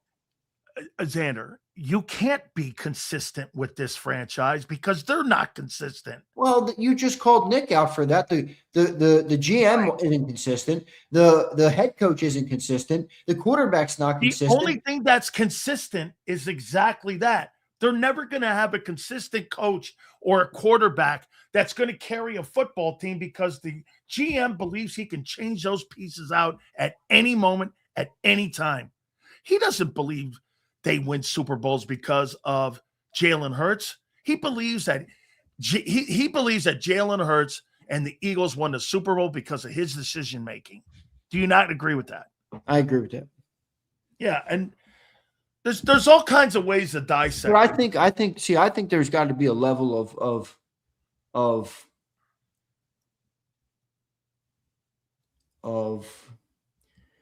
being real, or I guess like, can Howie be humble enough to acknowledge that he can make all the right decisions and sometimes it's still not going to be enough? But that's why they have scapegoats. Well, if what you're saying is true, then I don't like the way they operate. And to point the finger at everybody else when it goes bad and put the crown on my head when everything goes well. Well, that's what they do. When it goes bad, it's Brian Johnson, it's KP, the fucking AJ Brown. And you're nobody falls for the banana in the tailpipe more than it's all Nick Sirianni than you. Nobody. What do you mean? What are you Nick Sirianni is the prototypical scapegoat for this organization. They love that this show and everybody else thinks Nick Sirianni sucks balls because they never, ever question anything else outside the head coach. They love it. Yeah, you know why Nick? Because you know why Nick does. What do you need me to do? Here, I'll what do you want? Filet mignon. What do you want for the side items? Rice? I'll write that bitch up for you too. Oh, the only problem with Nick is Nick doesn't hire the good chefs sometimes. There's a lot of problems. Dude, there was a lot of problems last year. To me, it's a team game, and you know. Can I tell you we've already talked all off season about where to individually place the levels of blame and all the. Wait. Everybody's got to perform better. Bro, here's my problem. The coach has to perform better. The offensive line coach Nick's has to not the hammer. Jalen Hurts has to perform. Everybody should perform better on offense. Nick's not a hammer. And what I mean by that is this. Yeah. I've never been in a room where a head football coach wasn't looked at as Moses or God because the fucking final buck stopped with him. The coaching, the hirings, all of that shit. Nobody talks shit to these guys. Nobody ever would think twice about coming out of their school. The only reason you can in Philly and in Dallas is why? The owner is the face of the franchise. And in Philly, the GM has more say than any general manager in pro football. Well, he's proven to be, pretty good at it. He's proven, in my opinion, I think you've left Super Bowls on the table. Because of Howie? No, because of your hirings. There's no reason for that football team a year ago. There's no reason for that football team a year ago not to be in the NFC title game. Yeah, and I don't think that has anything to do with Howie. Okay, well, wait. Okay, then what does it have something to do with? Let me guess. The injured offensive line. No, I didn't say that. I said the offense as a whole. Okay, the offense as a whole. Nick is a part of that as the head coach. The quarterback's a part of that. The offensive line. What happened then last year? What's that? Then what happened? What was the major difference from 24 and 25 in what happened when you needed it? Tell me what the major difference was in the 2 years. It's pretty obvious. What was it? The run game. Okay. The run game. Well, so it was a one-off. Well, it's pretty hard in the NFL. So you went into that season thinking you were going to do the same shit you did in 24 again? historically. Damned if you do, damned if you don't, folks. No, I mean, serious. this is crazy. You're ripping them to shreds for changing, and now you're ripping them to shreds because they thought they should do it the same way. No, ripping them to shreds for changing. I mean, what's the answer? No. What if they change? I don't get what you're saying. What did they change? According to John, they're not changing anything except putting him under center. No. And I keep asking the question. This is for the run game. What's the big thing? Where they get Mutton Stuff, that tight end? Mutton Stuff is the only thing they've added to the run game this year. Mutton Stuff. Dude, you lost me today. Okay, hey, not a problem. You're on an island. No, you know what? I don't think so. Not at all. You shit on them for changing. You shit on them for staying the same. Hold on. You shit on the coach. You shit on the quarterback. You shit on everybody. Hold on. Now you're shitting on Nick and Stalin. It's like because I brought up the fact what John McMullen brought up today, you're not on board? Okay, not a problem. So let me ask you this. I mean, it was John who brought that up today, not me. Well, he wrote the article about it. So okay, yeah. I mean, yeah. But it's not. That doesn't tell the totality of the issues on the team. It does not. It's a small piece of a large pie. A.J. Brown's a part of it. The quarterback's a part of it. Saquon's a part of it. Kevin Patullo's a part of it. Nick Sirianni's a part of it. Is the most important coach on your staff. Who is? The O-line coach. Jimmy Johnson has said that to you. Wait a minute. The offensive line coach is the most important coach on your coaching staff. I disagree. Then you're disagreeing with NFL head coaches. Okay. What was that? Okay. The arbiter of fucking truth? Yeah, you're right. I disagree. Now you've lost me. Oh, you think Jeff Stoutland was the most important coach in Philadelphia? Who is considered the most important coach on any offensive coaching staff? The offensive line coach. That's not what it says. It does say that. By the way, okay, so if you don't agree with Jimmy Johnson or did I lose Sileo?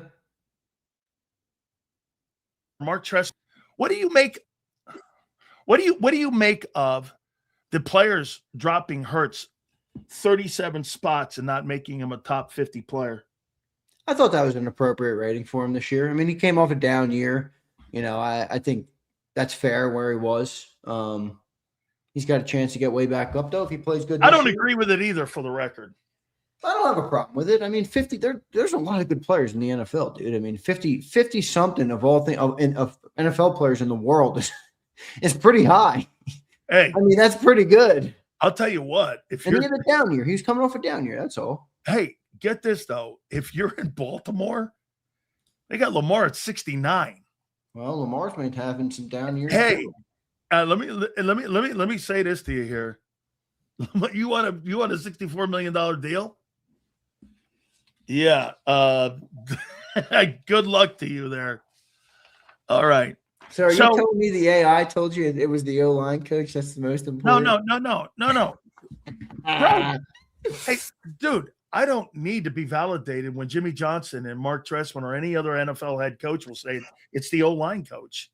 I don't need it because people on this, I'll call even Dave Wannstedt said. Who's the most important coach in LA? Again, not the head coach. I said on the staff of that head coach. On the staff. Yeah. Okay. So you think more than a coordinator? Just your O-line coach is the most. He's the first hire. Are you including coordinators? Yeah. Dave Wannstedt said an offensive line coach is more important than even a coordinator.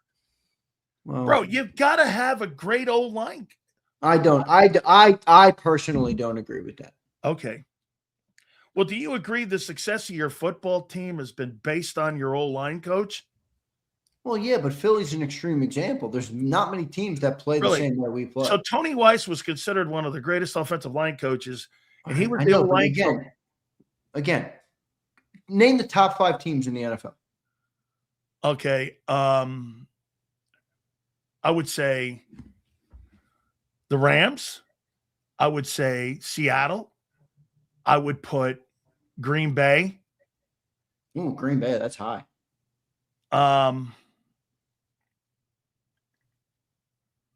Dude, I again. No, my point is just that I don't think that that's all. None of those teams I would say where the offensive line coach would be the most important. And Philly, yeah, because the offensive line has been such an important part of their success. But that doesn't mean you never can change it out. I mean, hey, you know what? I'm just gonna go by what I was schooled all these years, and you could think whatever you want. I've been told it's the O-line coach. all right. And again, like you said, I mean, the first coach that Mark Trestman talked about yesterday wasn't a wide receiver coach. He talked about. I obviously think it's more important than the wide receiver coach. My thing is, I think the coach who's talking to the quarterback up to 15 seconds in the game clock is the most important coach. So who do you think was a better coach in 2024, Jeff Stoutland or Kellen Moore? Who was more important to your football team that year? Jeff Stoutland, but I mean, considering that it was one of the greatest running attacks in the history of football, I mean, I think that's an extreme circumstance. Who was more important last year for Seattle? How about at 17? Who was your most important coach in the building there? Doug. Even when you lost Jason Peters? Yep. Okay. Again, we'll agree to disagree on that one. So you think Jeff Stoutland was more important to the 2017 Super Bowl? I think the most important coach that you can have in your building outside of your head coach is your O-line coach. So you think Jeff was more important than Frank Reich? Who took a backup quarterback and figured out how to turn him into a prolific player for the playoff. Like Mark said yesterday, if you can't protect the quarterback and you can't run the ball, I don't care who you have playing quarterback. It's an important component, but it doesn't cover the entirety of I'm not going to change my opinion on what other coaches have told me over the years because you think somebody else is important in the O-line coach. That's not going to happen. All right, here.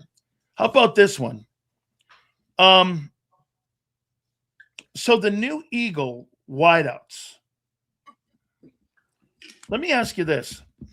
When they went and got Mekhi Lemon,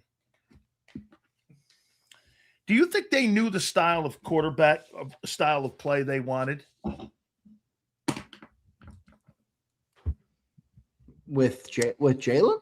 No, with the style that they want to play this coming year. Well, I think at that point they had already hired Sean Mannion and obviously had an idea of what they were trying to implement for sure.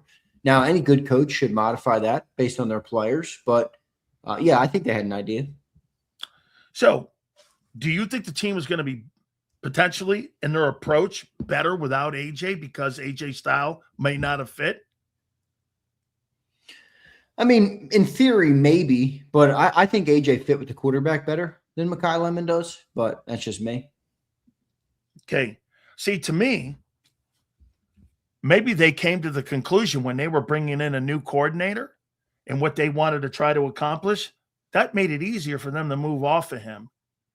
Because after you interview, don't you think in the process of interviewing Sean Mannion, they said this to him: how are you going to build an offense without AJ? Didn't they hire him before the draft? Well, and I think the common sense answer to that is rely less on the talent of your receivers and more on the collective of the group, like you've been talking about. Yeah, no. What I'm saying is, didn't they hire him prior to the draft? Yeah. Okay. So they obviously had to have a conversation. No AJ, right? With yeah, him. Obviously. Okay. And look, Trestman said something yesterday that really stuck out to me, and I've heard him say it before. It might have been actually on your show last time he was on. The job of the offensive coordinator is to get the ball in the hands of your best players. Said it yesterday. So if with A.J. Brown off the team, that obviously shifts drastically what an offensive coordinator's main goal is going to be. With Patullo and with Kellen and with Brian Johnson and with Shane Steichen, in many ways, outside of Saquon and Jalen Hurts, the most important guy to get the ball to is A.J. Brown. You take A.J. Brown off the field, that obviously is going to shift the game plan. And I think that more means the collective has to do more to elevate, because you don't just replace a guy like A.J. Brown. The guy's too talented. So, that's where the collective has to come in. It certainly changes how they're going to play offense and the way that they're going to call offense. I think it makes it a lot harder on Sean Mannion, to be honest with you. Yeah, and I think that's exactly what Mark said yesterday, that he's got quite a task ahead of him. How much do you think and how much influence do you think Nick's going to have on the offense this coming season? I still think a lot. There's actually a chance it's more. Because, I'll go back to what you said a little bit ago in this segment. If Nick is the one who wanted this change, right, and now Jeff Stoutland's outside the building, the buck stops with him when it comes to the offensive side of the ball. And I think it has, by the way, in the past, too. I think that always applies to Nick because he's the head coach of the team. But even more so when you have guys that haven't been here longer than your tenure, like a Jeff Stoutland. Now that's out. So it's like, all right, Nick could technically have more say in, Sean, I hired you to do this. So I think he'll have a strong say in the offense. Rank me the top 3 guys that you want to get the ball to, because you just said I want to get the football to my best players. Yeah. Who would be those top 3 guys that you want to get the football to? Passing the ball only or just in general? In general. Moving the sticks. Devontae Smith, Saquon Barkley, and Dallas Goedert. Those 3 guys. That's it to me. And the other guys are filling in the gaps. Yes. And that's how I see it. Yeah, I'm not sure how they see it. Yeah. I'd probably put actually Jalen Hurts at 4 as a playmaker. In other words, I think that's going to be an option. I hope it is. But to me, Jalen Hurts making plays with the football is more important than passing the ball to Dontavian Wicks, in my eyes. I don't know if that would be the case, but that's how I would see it. Now, them being under center would maybe insinuate they're going more to spreading the ball around, and maybe that would be less of the case, but we'll find out. Caleb Downs, you think he could be the Cooper DeJean for the Cowboys? Whew, that's a big comp. I think Caleb Downs could be a big difference on that team. The difference to me is that Cooper DeJean came into a well-built team with a great coach. I like Christian Parker. Christian Parker is not Vic Fangio. I like what Dallas has done on the defensive side of the ball in some areas. That defensive unit is not the Philadelphia Eagles defensive unit. Cooper is an exceptional player who came into a great environment in a great circumstance, made the most of his opportunities, worked his ass off, and got to that point. If Caleb Downs does all those same things that Cooper did, as a credit to Cooper, I don't believe that he will have the same level of impact or success, not because of who he is or what the type of player he is, more because of the environment that he's in and the team he's a part of won't be able to propel him in the same way the Eagles have propelled Cooper. I like that. But I think Caleb Downs is really good. I like that. Let me ask you this in the NFC East. What quarterback do you think will give Vic Fangio the most problems this coming year? Jackson Dart, Dak, or Jaden Daniels? Vic Fangio has talked pretty highly of Jackson Dart. And Jaden Daniels. And, well, because you know why? It's because I think it's that mobility guy. Exactly. Vic knows, I think, that in the long term, those guys aren't as – maybe don't have the type of shelf life. But in one game, on any given Sunday, those players have the ability to hurt you. And I'm not huge on Jackson Dart, dude. I'm not either. Dude, you got to duck. I mean, you got to get down. I don't know what it is. I just don't see it with that guy, but we'll see. I think Jaden Daniels. If Jaden Daniels is healthy, I think he's supremely talented. A lot more so than Jackson Dart, in my opinion. So, Zander, the defense has been something that you said the entire offseason that you really don't have any issues with, and that the football team is getting. And again, I'm not holding you to anything here on this, but you're saying that defensive side of the football has been really the side of the football that you have the least amount of questions. I think that's fair. Yeah, I do. There's the least amount of questions on that side of the ball. I think that's literally 100% of the fan base. I don't think there's any outliers. I don't think there's anybody that would. Yeah, I don't think there's anybody who doesn't. Okay.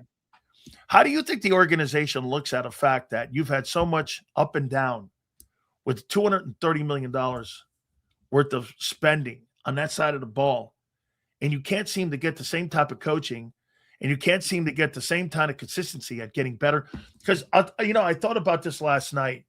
Fuck, man. Vic loses Jaden Phillips. Jalen Phillips. He loses Milton Williams. He loses Josh Sweat. And you know what?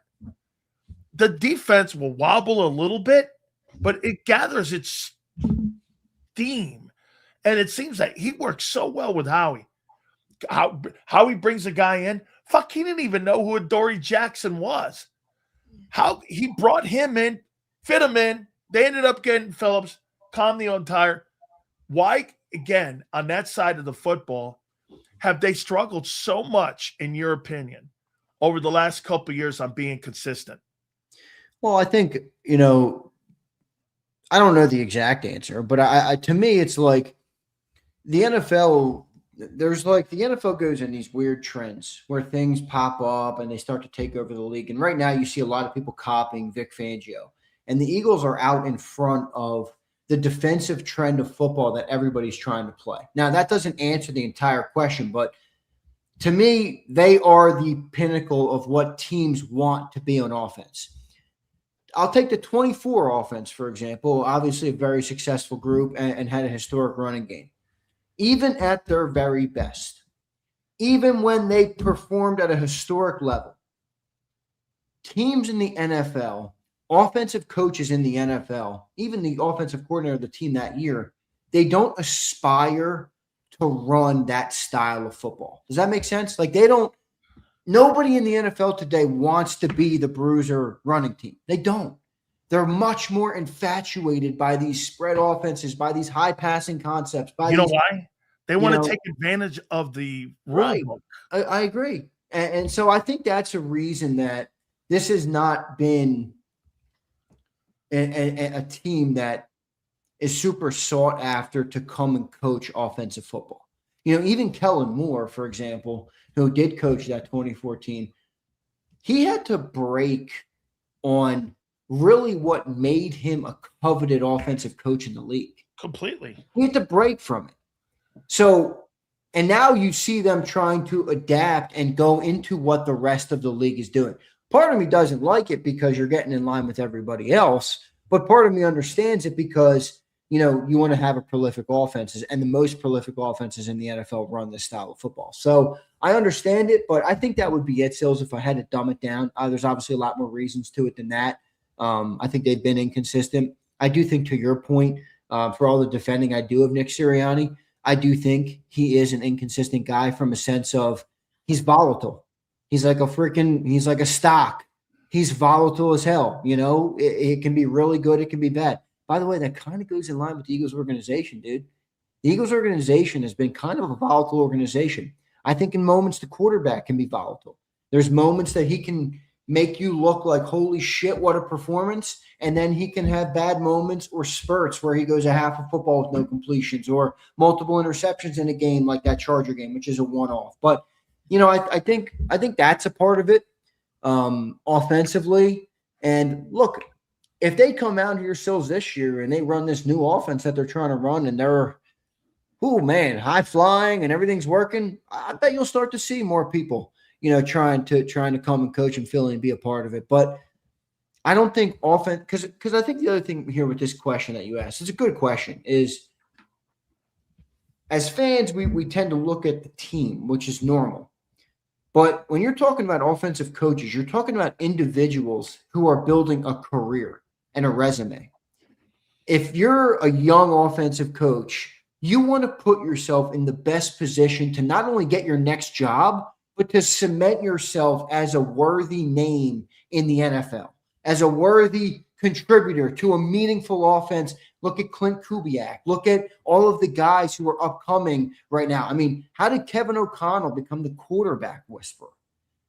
So you get what I'm saying? These guys that are young, they're looking for opportunities like that. And when you have an offense in Philly that doesn't play the style of football that's the most appealing to most teams, you limit your pool. And I think that's part of the reason. See, this is a great conversation today. I like going back and forth like this. I got one here Yeah, you for can you. tell the season's closed because I'm ready to fucking come jump through the screen and bop you on the head. Yeah. Hey, listen. All right. How about this, Hoss? Who made the actual fire of? Do you think Nick did that on his own? Do you think he had to get it cleared? Do you Fire think it was a Stoutland? collective on firing Stoutland? I Or, think, or pushing him out, whatever way you want to look at it. I think he had to get that approved. Unless the organization thinks differently of Stoutland than what I think they think, there's no way Jeff Lurie would let him fire. I mean, remember, he didn't get fired. He did quit. But I think he was pushed to the point of like, accept it or be gone. Yeah. And he said, I'm going to be gone. Here's a new role for, here, Zander, watch this. Here's a new role for you. Either accept it or don't. Yeah, and can you imagine though if they didn't expect him to do that and what Jeffrey Lurie would be thinking right now? Like, bro, this better work. Do you think that they got caught with their pants down, that you think that they thought he would accept it, or do you think that they knew he wouldn't? That's what I don't know. Because if they got caught with their pants down, the pressure is on. Because the hire makes me think they got caught with their pants down. The one other thing is that's hard to gauge is Jeffrey Lurie he's always wanted these passy offenses. Yeah. Always. Now, has he changed off that? Yeah, maybe a little bit in the Jalen Hurts era. I know he thinks very highly. How the Lombardi Trophy not change your opinion? I don't know. It might, but you know what they say, Sills? Everybody goes home, man. Everybody, you know what I mean? Like, you know, you are who you are. You don't change the stripes on a zebra. I don't know. Maybe he has gone back and is secretly, even through the success, like, man, look. I'd be lying to you, Sills. And I think most Eagle fans, if they're honest with themselves and with each other, would say this too. You can enjoy the success of the Eagles, but how many games have the Eagles won in the last 3 years? Or as an Eagle fan, you guys listening, and you're like, fuck, man, we won, but I wish that offense was better. It's in our nature. We say it every post-game show. Right. So I'm saying it's like, even through the winning, I know Jeff Lurie might be thinking, we're winning a lot, but this offense is driving me to drink. I mean, boy, they showed him in the box last year a couple times. He didn't look very happy. I don't know. I can't speak on what Jeffrey Lurie thinks. Who the frick knows? The guy's a 70-year-old multi-billionaire. I mean, he could be thinking anything, for crying out loud. He's thinking of a new yacht. That's what he's thinking. Here, let me go here with couple more here before we get these guys in at the bottom down here. Boy, man, I keep getting, you know, people ask me the question. I had the guys over at the NFL Network, which they're closing up shop, believe it or not.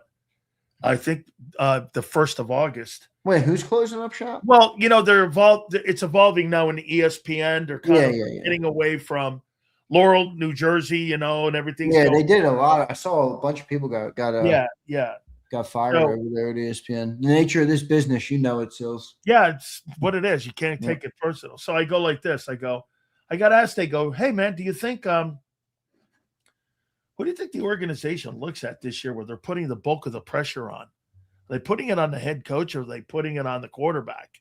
And I'm like, I think it's a collective. Me too. I know that's the crappy answer. It is. It's a fence-straddling answer, but I'm like, I think they're connected together. I do too. I think they're connected. I mean, I've defended Nick a lot. I know you guys tell me that every day, even though I have him like 13th in the NFL as a head coach. It's like not even that crazy. Nick just thinks, Sileo just thinks he's like the worst coach in the history of football. I don't understand. I do. It is what it is. I do think they're connected. I do. If they fall flat this year, I really don't think there's a world where like they would, for example, move on from Nick and keep Jalen. Maybe they would. I don't know. I don't fucking know, dude. I don't know. All right, I'm gonna do. Do you think they would fire Nick and keep Jalen, or vice versa, trade Jalen and keep Nick? I think they'd keep Nick before and they get rid of Jalen first. Ooh, that's a tough sell to me. Yeah, because you know why? It's easier to work with him than a quarterback. The owner almost fired him after 4 weeks in 2024. This is not like his guy. Of NFL head coaches. I want to show you something here. 26. Yeah, let me do this. So here's the list of NFL head coaches. Okay. So would I take Nick Sirianni over Matt LaFleur? Play calling head football coach. Can work with quarterbacks. Whew, man. What would you do? So it's pretty tough because something that does bother me about the offensive coaches that McMullen has won me over on is they don't pay attention. Like who do we play last year? I think it was LaFleur. They panned to him when his defense was on the field. He wasn't even looking at the game. No. He wasn't even looking. So I'm not a big fan of all these coaches that don't care. I think the coach has to be able to have a sense of the game and where things are going and the personality of the game, which I believe matters. I would take Nick over LaFleur right now. See, I'd take LaFleur because he's a play calling head coach. Sorry. You'll take the 31 coaches. I'm going to tell you why. I don't have to worry about coordinator changes, and I know what that guy's going to do with quarterbacks. I saw him work with Aaron Rodgers, and I saw him work with Jordan Love. You're better off going down the list of head coaches and singling out the one or two you might take Nick over. Because you're not going to take Nick over any of the guys you're about to name. Would I take him over Mike LaFleur? Yeah, I'd take him over Mike. Who's Mike? He's the head coach of the Arizona Cardinals. Now, would I take him over Kevin Stefanski?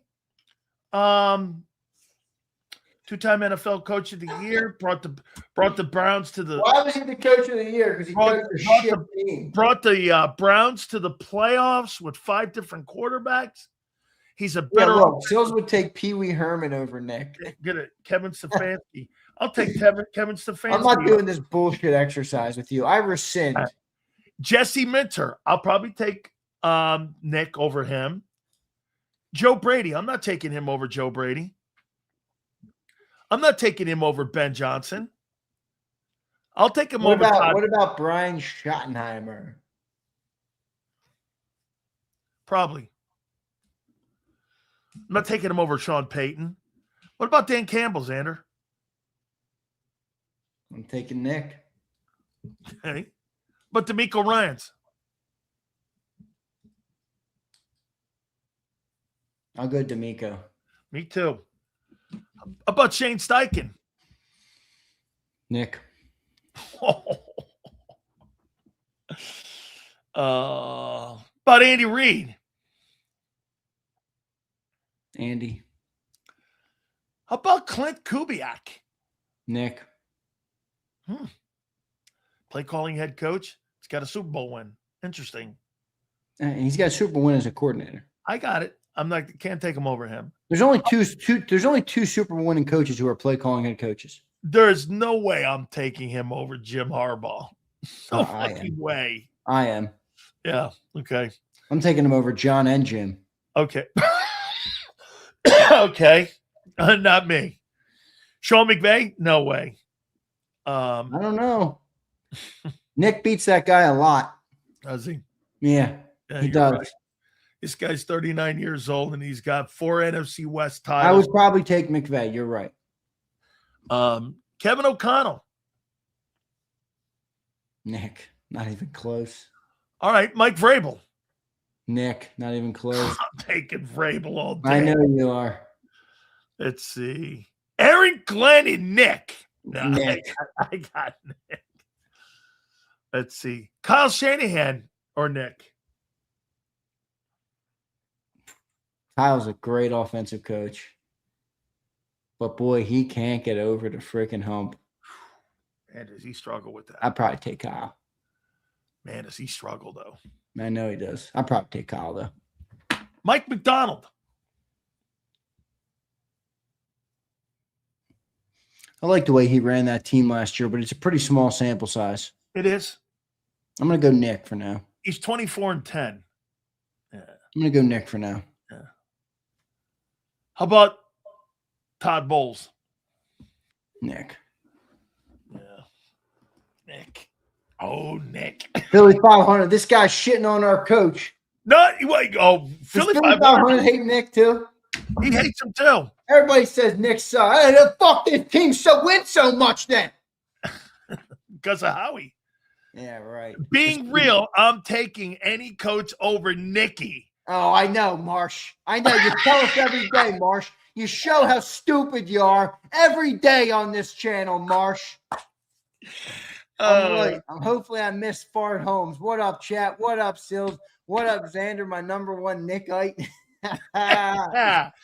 JD3GPT says they didn't even have tablets the last time Sileo and Jimmy were in a locker room, much less AI playbooks. It's a different game, old man. What play should I run on 4th and 11? Can you help me? I need help. Here's GPT again. The GPT Coast offense is here to stay. Sirianni is a genius. I've went from 10-7 to 12-5. AI is our last chance to save this quarterback. Look at his handle, JD3. 83. Look at his profile picture. He's holding up GPT playbook. That's classic. Oh my God. That's classic. Oh my God. I'm telling you what, Eagle fans, one of the worst things ever happened to you guys is Sileo discovering ChatGPT. Oh my God. He's going to be even more insufferable if you can believe that. As he was today. He was insufferable today. I can't wait to get off the show. I literally can't wait to leave. Oh my God. Hey, tell John to keep throwing those nuggets out, man. I mean, they were great today. Yeah, I will. Hey, dude, keep up the great work, man. You guys are killing it there, man. I appreciate you, brother. Thank you. I will talk to you in the morning, man. All right, brother. Later, man. You got it. Love you too, man. That's Big Z. Yes, sir. What's this? Hold on here. Oh, I got to ask the question here. Before I bring these fellows up, let's see. Who's a better quarterback?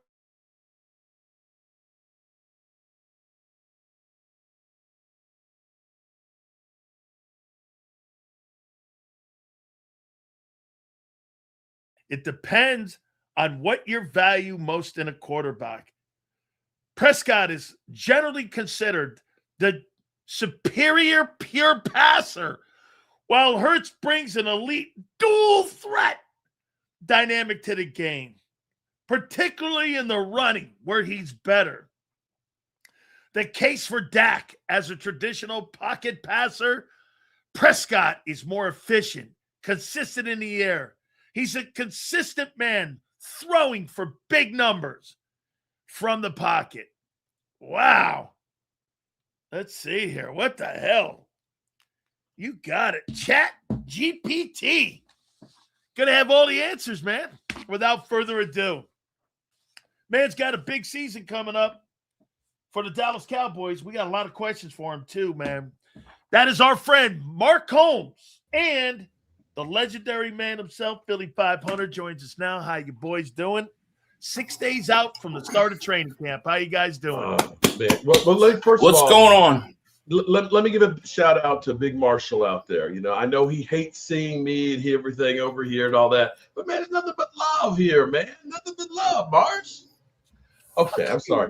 How come you rolled your eyes when we brought you up, Philly? Because, I mean, you know, he just thinks there's going to be shit. Oh, Big Sills is freezing up on us. You're freezing. You're frozen. You're freezing like Dak Prescott in the playoffs. Oh, what's going on here? What's going on here? Oh, come on, Philly. Look at that. Look at that face. Look at that face, Mark. Do we have to look at that face? He's perfectly frozen. Oh, I can't How tell doing, if he's flicking us off. Philly, are you excited, man? We're going to be actually I'm ready to talk about real football. This time next week, we'll be able to talk about the first practice in camp. Isn't that? I'm super excited. When do you guys report? Wait, same day as you guys do. Oh, you Next do? Tuesday. Oh, yeah, man. It can't get here soon enough, man. I'm sick so and tired of the list and, you know, look, let's talk about some real football stuff. Are you nervous? Are you worried? Are you scared? For what? Scared of what?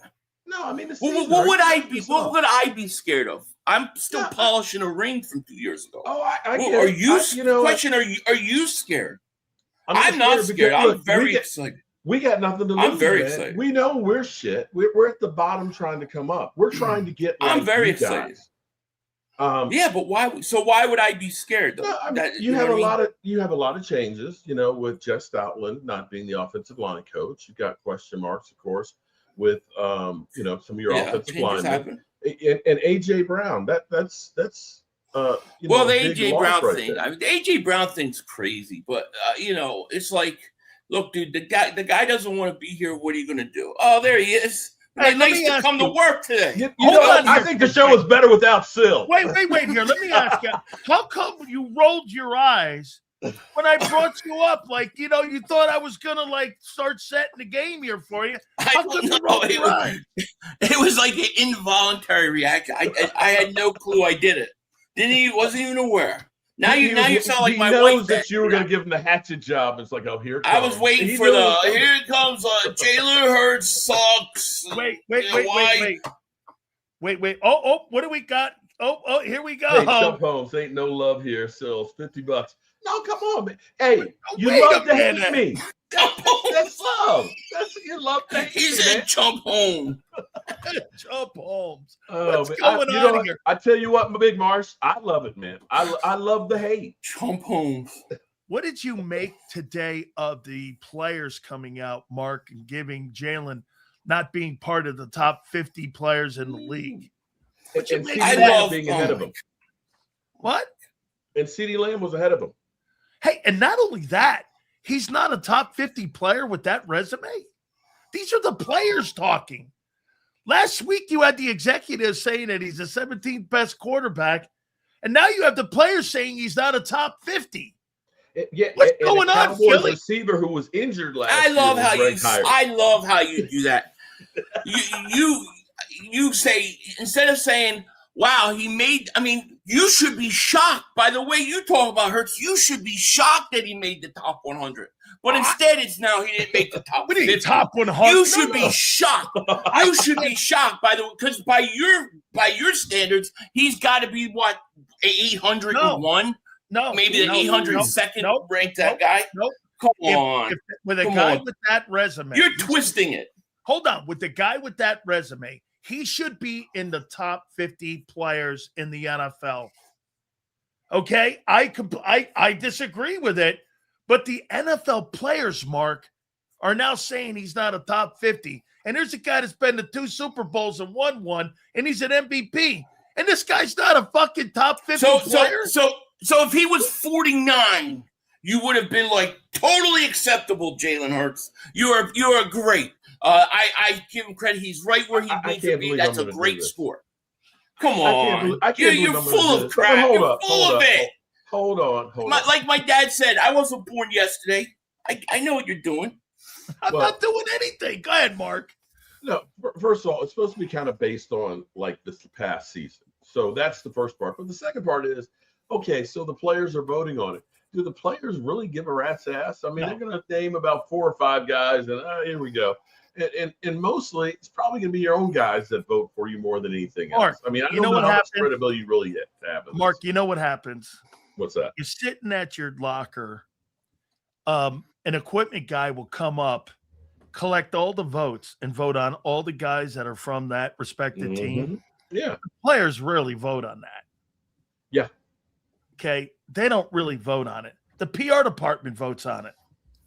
So it's not really I think that NFL.com thing is stupid. It's almost the Pro Bowl. We used to get Pro Bowl, ballots.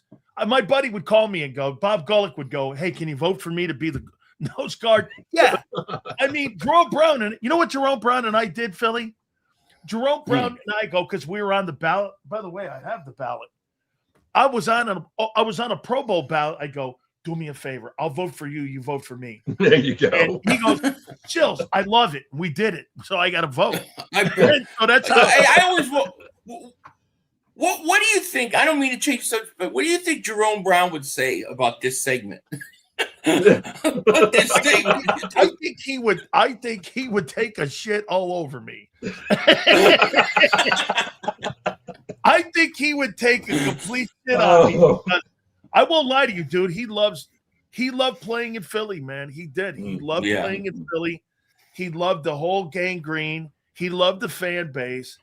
He hated the fucking Cowboys. Holy cow. Big Mars, bro. That's my real name. I love that guy. It's not hard to find me, okay?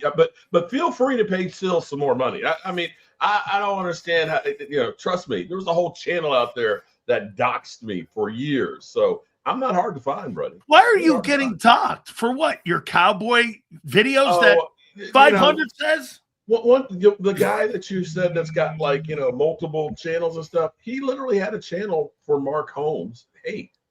And he would dox my parents, me, everybody. Ask Philly about it. He knows them too. Well, guys, I'm going to start it out here with Philly 500 and with the Jeff Stoutland story. So it's now coming out that Jeff Stoutland was a problem in your locker room last year and in your coaching staff. But he didn't get along with the bunny?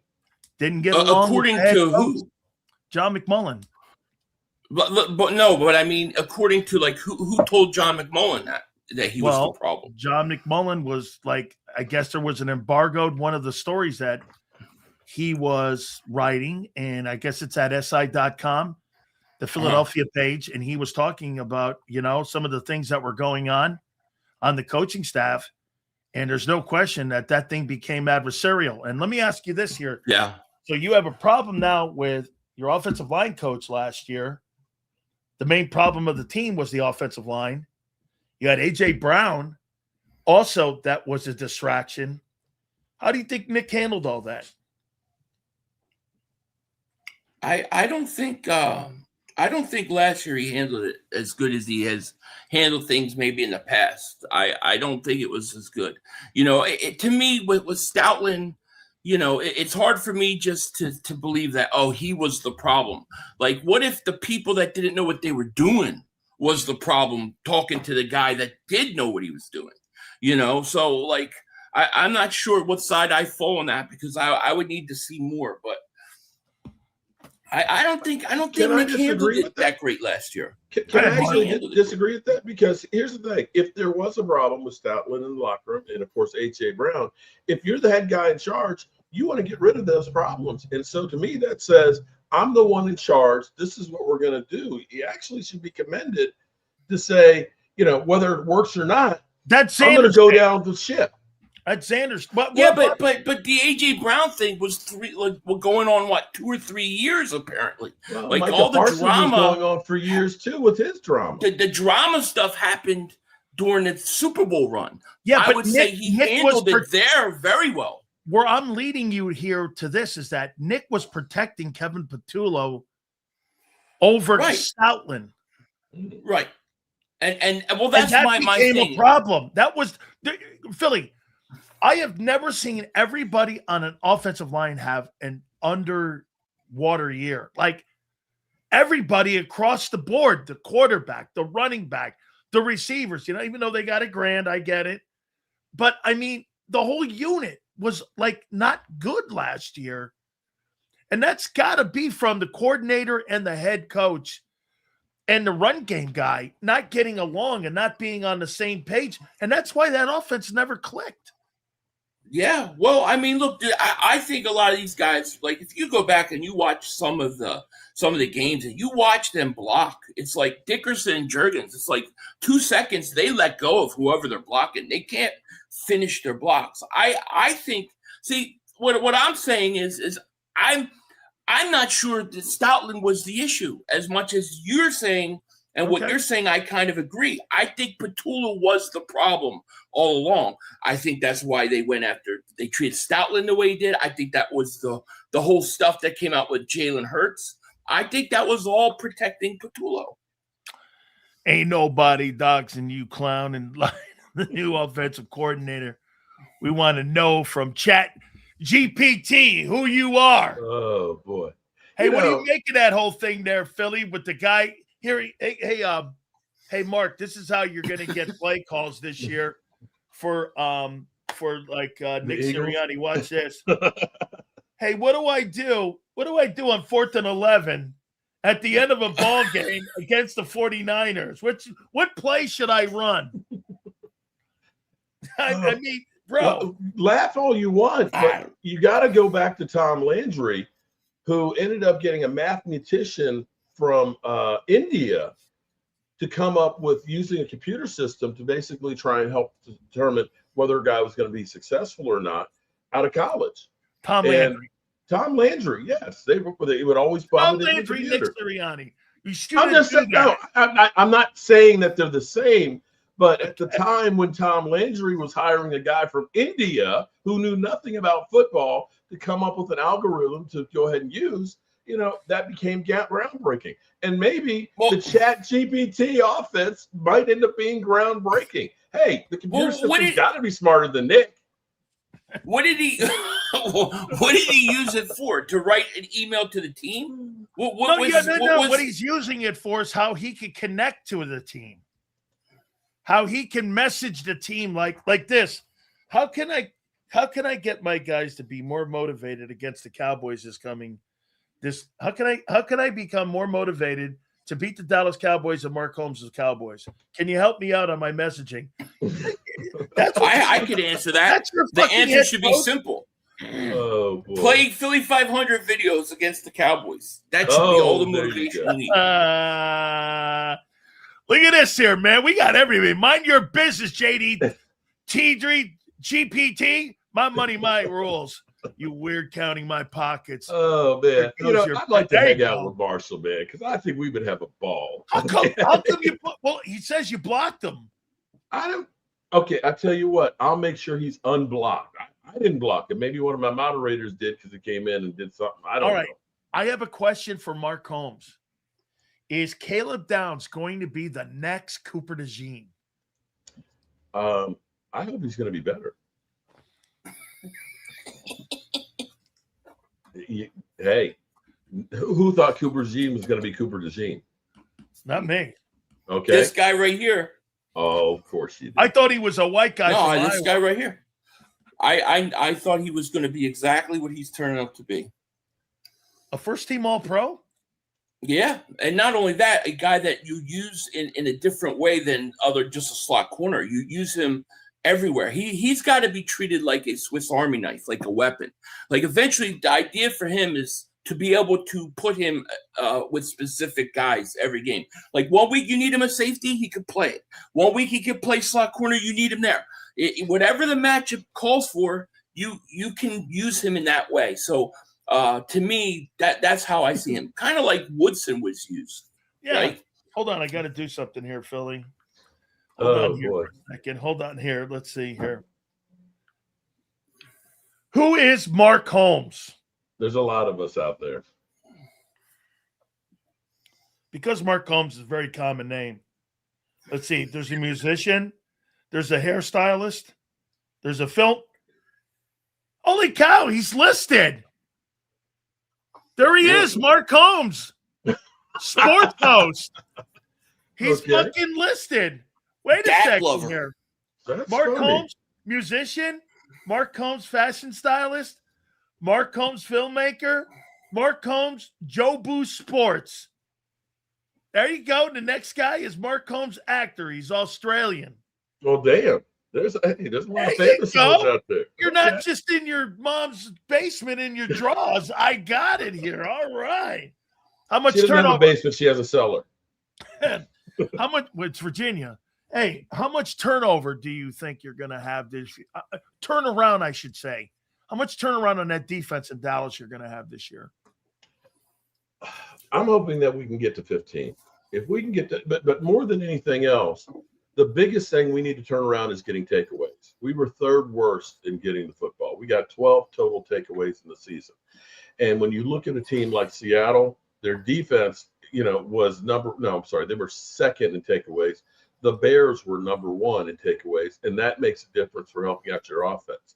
If I look at the Cowboys in 2014, they were 19th. They went from 31st to 19, but they were second in taking the football away. And if you look at the numbers with Tony Romo, that made all the difference in that year for him. So that's what I want to see. But I would love to see them top 15. if you look at where we were last year, we had 3 starters that basically you didn't get till the middle of the season because we were dealing with guys with ACLs. And we didn't exactly go out and get premier players with like Kyler Elam and Kenneth Murray. So, we've got better players. I think a coach that the players are buying into, and I can see them definitely getting quite a bit better. Philly, how much influence is Nick going to have this year on the offense? Hopefully none. But I'm sure he's going to come in there and say that we're blending what he wants to do with the new coordinator, and it's a group effort. But I really don't think he's going to have a lot. I think we're going to see far less than in previous years. Like this, if Mark also blocked you like he did me. Holy Mark, how come you block all these? I don't block anybody. How come you block all these Philly guys? What's up with that, Philly? Philly, I'll tell you why. People complaining that this guy blocks everybody. If you say Dak sneezed the wrong way, you're blocked. You can't no way about Dak Prescott. That's not true. They tried to block me. They tried to block me on this channel. Luckily I was a mod. They couldn't do it. They were sitting there discussing how can we block them. It's like, man, they're brutal. Mark, do you have the left tackle on your roster right now that you're going to need to perform and win an NFC championship? Well, here's what I'm going to say on that. That they are saying it's an open competition, of course, with Big Nate and with Tyler Guyton. Tyler Guyton, if he's not successful, it's not from a lack of trying. He has literally been working out with everybody. He looks better, but he has to stay healthy.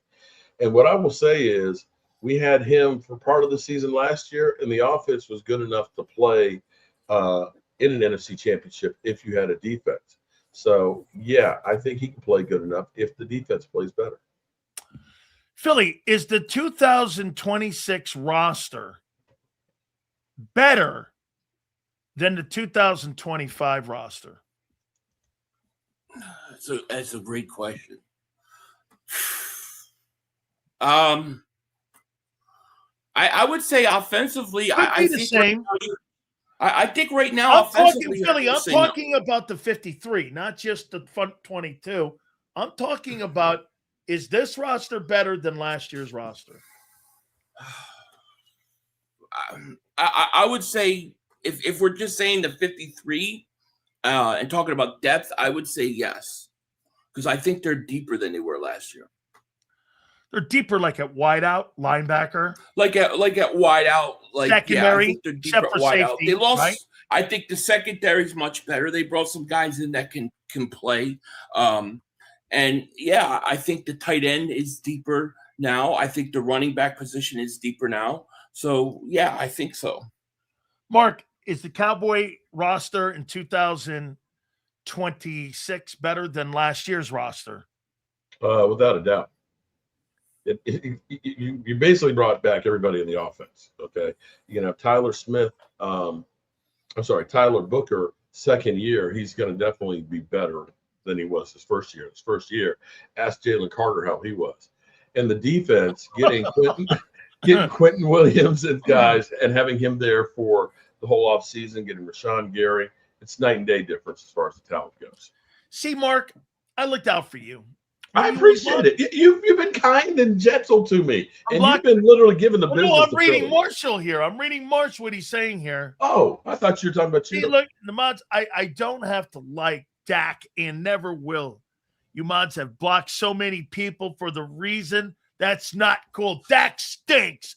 I'm entitled to think so without being booted and others. Is he right, Philly? Yeah, 1,000% spot on. Philly, you look a little bit more like preoccupied right now. I mean, are you concerned about the upcoming season? Is that what this is here, man? That all the I look preoccupied? Yeah, doesn't he, Mark? Doesn't he look like a little nervous about this coming season this year? He doesn't look like this. He doesn't look like I'm happy the season's about to start. He looks like he needs some Imodium. I'm just ready to go. It's like a boxer being ready for a fight. You've done everything you had to weigh, and there's nothing left to say. Just go out there and get it done. I'm ready. I mean, we're a couple days from camp, and I know that Mark's got his time is short, so he better get all his fake confidence out while he can. Because I see Mark. Mark is already getting nervous. If you've watched his videos over the last week, I mean, I think he did like 80 to 1,000 Dak Prescott videos about Dak being ranked. He's very upset about some of the things that were said. So I can tell this is what happens when we get close to the season. Mark starts getting nervous. I think Mark looks like he's lost some weight. I have. I've been eating right, man. I've been working and building like crazy. I think you're thinking a big season's coming. Bro, I'm out here building actually a summer kitchen pavilion. I'm planning on going to more games this year. I'm trying to get myself in good shape so that way I can really jump up and scream when the Cowboys kick that Eagle ass. I'm sorry, did I say that? Kick the Eagle's ass? I'm sorry. Did I say that out loud? Oh, my God. Well, dude, I mean, I gotta tell you, losers can only talk about winning so many times, right? You're right, and one of these times is going to be right. Yeah, maybe another 30 years. You have no concerns at all going into this year, none at all. I have concerns. No, I always have concerns. What's your concern, Mark?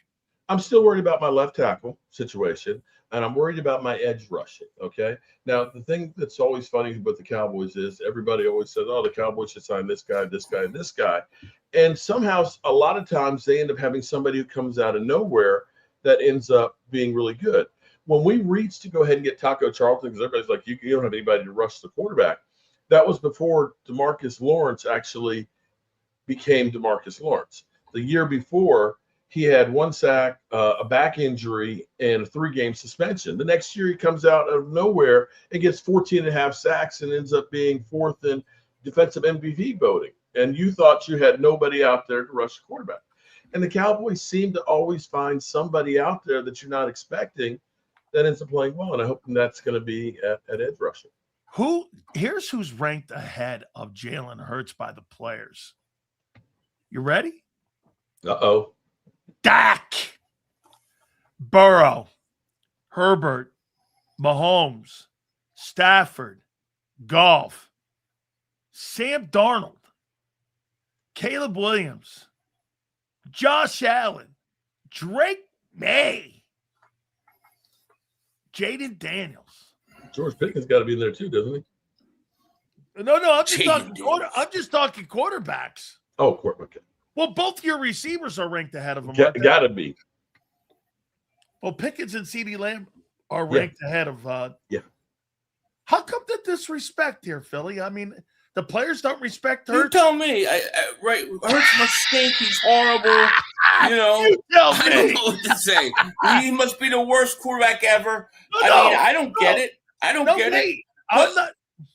Go ahead, man. Look, we had a bad year last year. I think when you have the year that they had offensively, you're going to take a hit on the ranking, you know. But like I say, it's only a list. It's only a ranking of people's opinion. At the end of the day, what you go and what you do this year, that sets the standard. I'm confident enough in Jalen Hurts that when he takes the field, this team plays this year, I think he's going to shut a lot of people up. So I don't sweat these lists or what these people are ranking him because I know what he's got. I know what he's going to do. Surely you're sweating the fact that they haven't given him a contract extension. No, like I've said to you 1,000 times, I didn't expect it until next offseason. So I think that's when he'll get it. So they're going to go into next year and they're going to sign Carter, Cooper, Q, and they're going to give over $200 million worth of salaries and all that to 3 guys. Mm. And I don't know how they're going to do it. Get this. I don't know when they're going to do it, but they're going to do it. Yeah. Say Devontae Smith has a George Pickens year and he has 1,700 yards. Mm. You think you're going to pay him? You think you're going to pay him second wide receiver money? Isn't that guy going to want to command another $20 million? So wait, so you think they're just going to let these young stars that they draft walk out? No, what I'm saying is you can either do one or the other, right? You can either make a long-term commitment or let go. You can't sign everybody like you guys always tell me. You got contracts. You got contracts that you got to deal with here. I think all those guys mentioned can be signed. And I think that the Eagles and Howie Roseman, and the guy that I trust to do it is Howie. I don't know that they do it all at the same time, but he'll get it done. I trust Howie a lot when it comes to the contracts. That's for sure. Marty Clark, you're slow if you think this petty cash interfere with my kid. Damn. Being calm Damn, down. he's a high roller, Don't man. be mad with me because you can't play. Look at Marsh just, JD, you need a loan? Behind on a bill?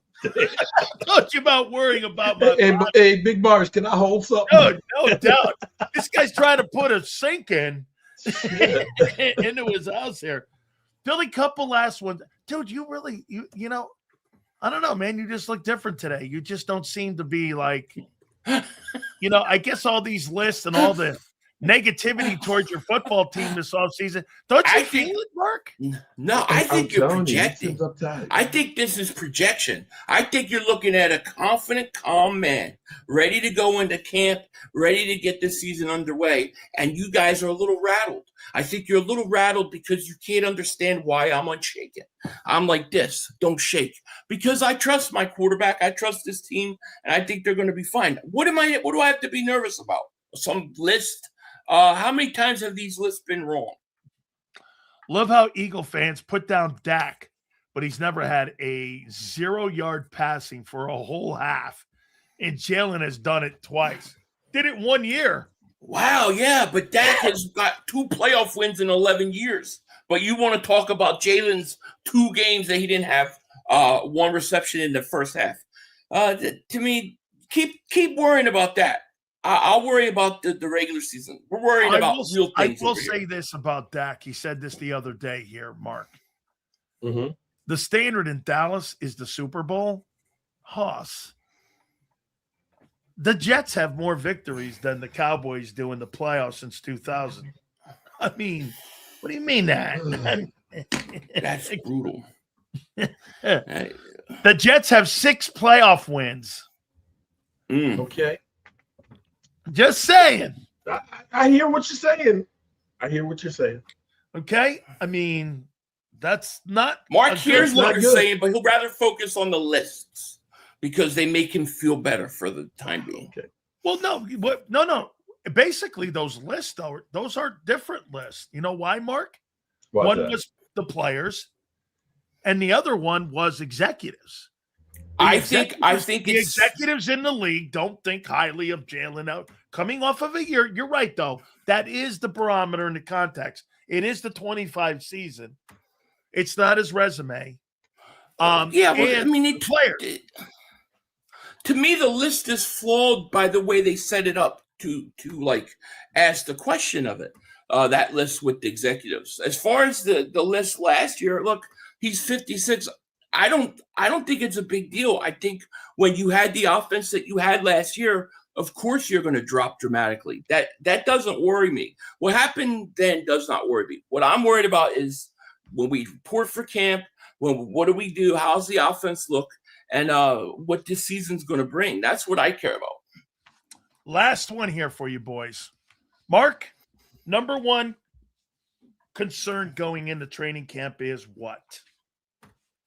It's still left tackle. Left tackle. Still left How come they haven't addressed it? They believe that they got the guy. The kid out of OU? They still believe Tyler Guyton is the guy. First round pick. They're not ready to give up on him yet. And I think they look at this and say, we had one of the top offenses last year with him not being really good. So, we can at least do that. He's got nowhere to go but up. And we do have Big Nate. Your biggest reason that you think the Cowboys win the NFC East? Biggest reason? It's been hell for anybody to repeat the division title. Shout out to the Eagles for being the first ones to do it since they did it in 2002, 2003, and 2004. I don't think they're going to be able to repeat it again there. And I think that the Eagles are at the precipice of Howie kind of blowing it up the following year and starting over. Really? No, Dallas is much more close to blowing it up and starting over than the Philadelphia Eagles. Okay. The Eagles, I think they're going to win. Your biggest concern going into camp is the offensive line health. I have to see how these guys look early on and how healthy they are. To me, that's the key to the whole season. You were 7th last year as an offensive line group. It wasn't like you were guys were terrible. So but by their standards, though, it was dramatically different. I think the health is important, man. I think this offensive line, if those interior guys are healthy, they're a different group. Why do you think you're so optimistic that this football team wins the East and makes a big push in the postseason? Because I still think the Eagles are legit Super Bowl contenders. They're still very, very talented. I think they've gotten better on defense. And I think when you look at the NFC East, I don't trust Washington. I don't think they're all that. I think the Giants, I think you'll see better quality of football, but I don't think that's going to translate necessarily a lot of wins. And then I don't think Dallas is as improved as many people think. I think a lot of hype, a lot of overblown talk when it comes to them. So now that you've gotten a repeat and that curse has been broken, I think the Eagles get one more this year. What are you going to say, Mark? I mean, I'm just going to say, I know we were ass last year on defense and stuff, but CeeDee Lamb doesn't drop that catch. The Cowboys sweep your ass.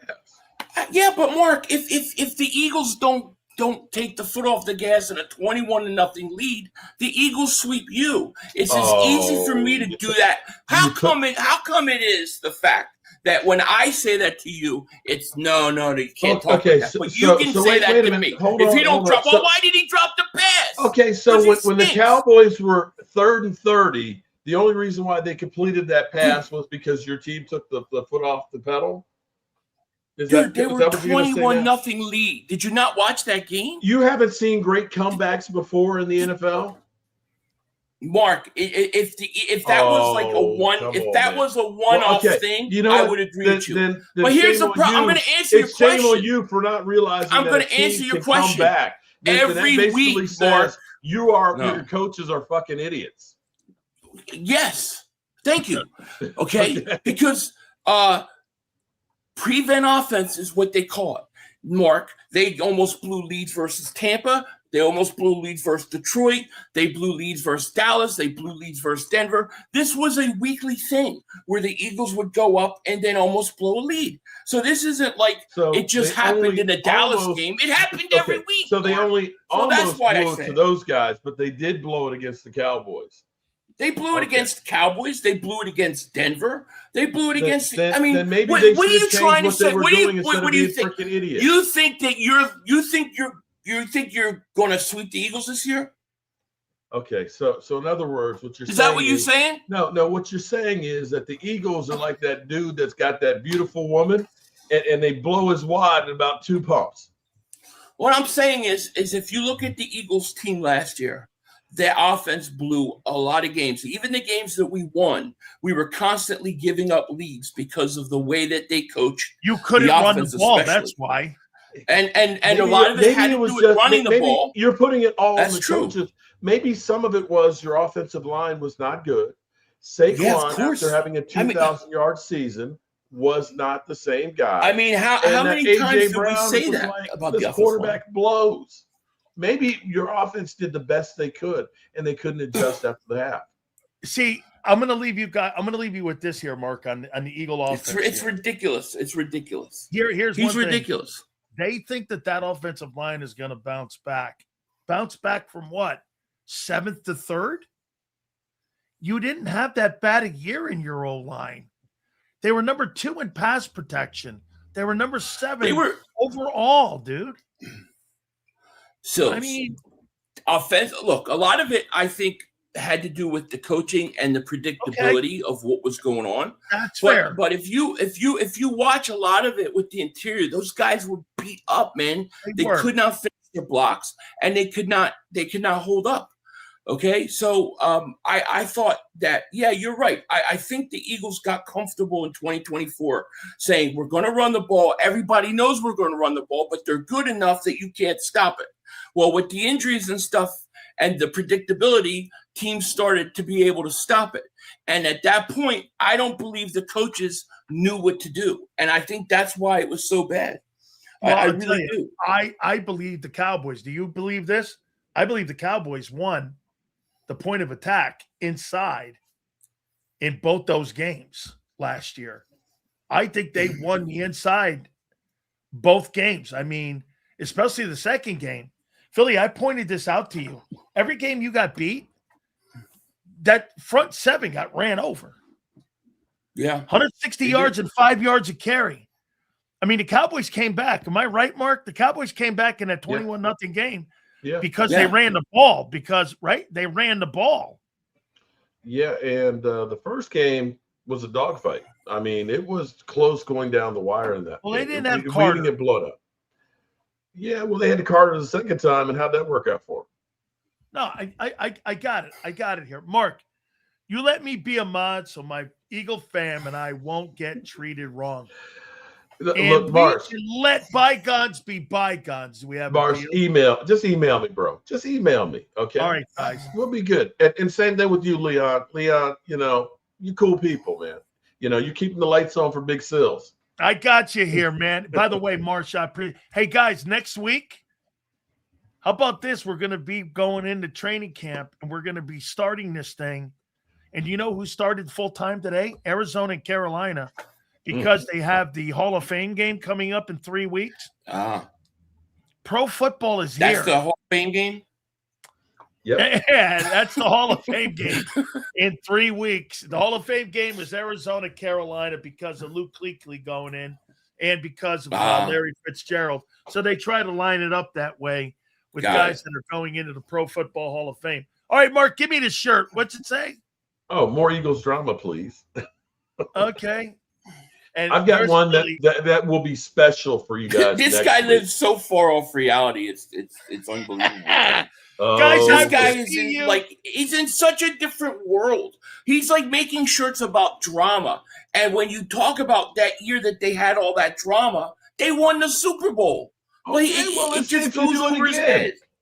Yeah. Let's see it just goes over his head. Well, why don't your guy do it once? Okay. Your guy can't do it once, right? Your guy can't do one thing once. Do it once and then come talk to me. Do it once. My friend, I appreciate you. Thank you guys so much. Peace out. You got it, guys. Love you, Mark. Bye. Love you guys, man. Who's giving the speeches? Who's giving the speeches in Canton this year? Let's see, 2026. Who's giving those speeches this year? It's going to be Luke Kuechly, Drew Brees, Roger Craig, Larry Fitzgerald, and Adam Vinatieri. Like, what are you not understanding, guy? Who said this over here? It goes like this. Wow, Kuechly's already in. No shit, he's in. You see, you get elected to the Hall of Fame last year, the Super Bowl. You get your Hall of Fame speech in August. And the Cardinals and the Panthers are going to play because Larry Fitzgerald is also being inducted. They haven't been inducted yet. They've been elected, not inducted. So, Jason, there's two things. Inducted, okay? Being inducted into the Hall of Fame. So there's two different things there. Now they're going in to the Hall of Fame. So they were elected, and then now they're going to be inducted into the Pro Football Hall of Fame. Training camp started soon. Get ready for Cowboys drama. I don't know if the Cowboys are going to have, well, unless it's going to be Pickens. By the way, Marsh, thank you so much, dude. You were gold. You were just absolutely gold. Thank you, man. I can't thank you enough, bro. Luke Kuechly's numbers aren't that great as a linebacker. Luke Kuechly is one of the best linebackers in the last. As a matter of fact, I would take Luke Kuechly over Brian Urlacher. I think he was a better linebacker than Urlacher. He just happened to play in Carolina. Yeah, he's one of the best linebackers of all time. Oh, numbers. All right. Numbers not that great. Well, remember something. When you got a pretty good offense and you got a pretty good running attack, and if you got a good defense, that traditionally means you're not on the field that much. Zach Bond is up there with Luke Kuechly. So you think 2 years of football, Zach Bond's a Hall of Fame player. Is that right? So you think Zach Bond is a Hall of Fame football player? Okay. Hey, two football seasons. How many years did Kuechly play? You're trying to tell me. So how many years did Luke Kuechly play football? Luke Kuechly.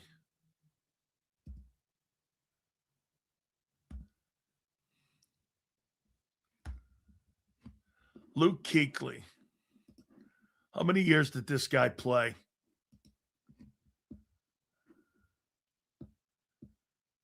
He played only 8 years. Listen to this, though. Here's Kuechly's numbers. He led the NFL in tackles twice. 14 and 12. Listen to this. Defensive Rookie of the Year, his rookie year.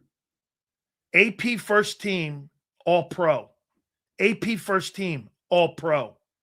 AP First Team, All-Pro. AP Second Team, All-Pro. AP First Team, All-Pro. A-Team First Team, All-Pro. A-Team, AP Second Team, All-Pro. Every year he played 8 years of football, Luke Kuechly, 1, 2, 3, 4, 5, 6 of his 8 years was first team All-Pro. And the other 2, he was second team. And he was the defensive rookie of the year. That's fucking quite. 7-time Pro Bowler, 5-time first team All-Pro.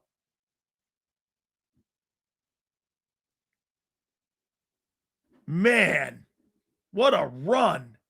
I forget why he left the game. What a fucking football player, man.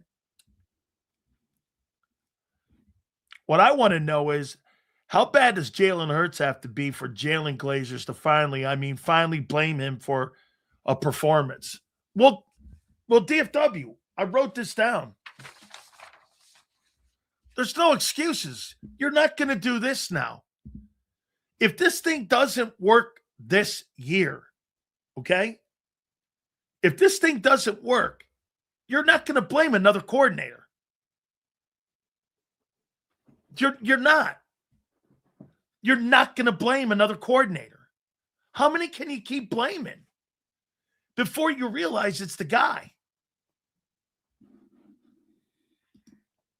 This is a great question. So, Sills, you're going to put Luke Kuechly in a Hall of Fame before Chris Spielman?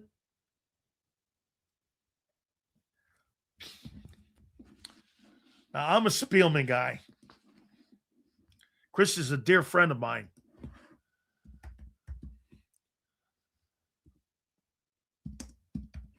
I love Chris Spielman. We are very good friends. 4-time. Played 2 more years. Wow, 195 tackles 1 year. 1,300 tackles. Whew.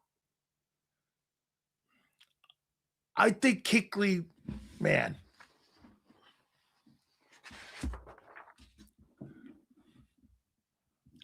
Chris was a really great player. And undershadowed. Man, Kuechly's a good football player, though, dude. Really a great player. Kuechly was great. he had a shit ton of concussion cells. I think that's why he left, right?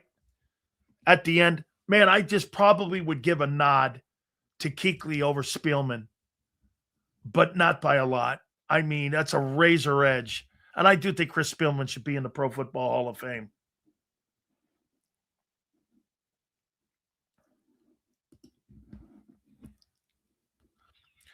London.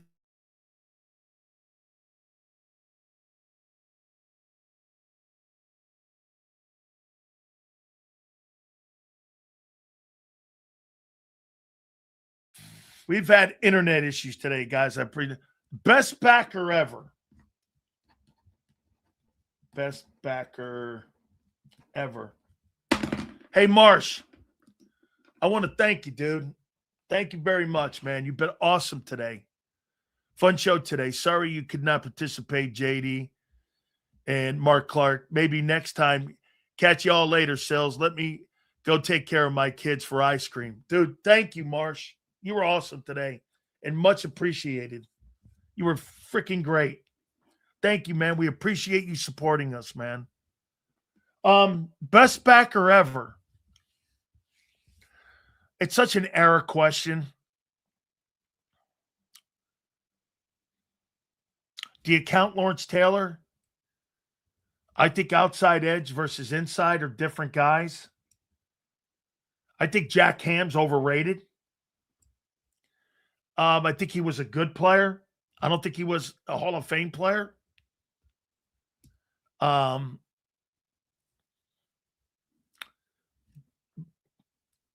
going to sound like a homer with Ray Lewis. Can you make the argument Ray Lewis is the greatest linebacker ever with Butkus in the middle? Nitsky, Concrete. I think Bednarik's in there.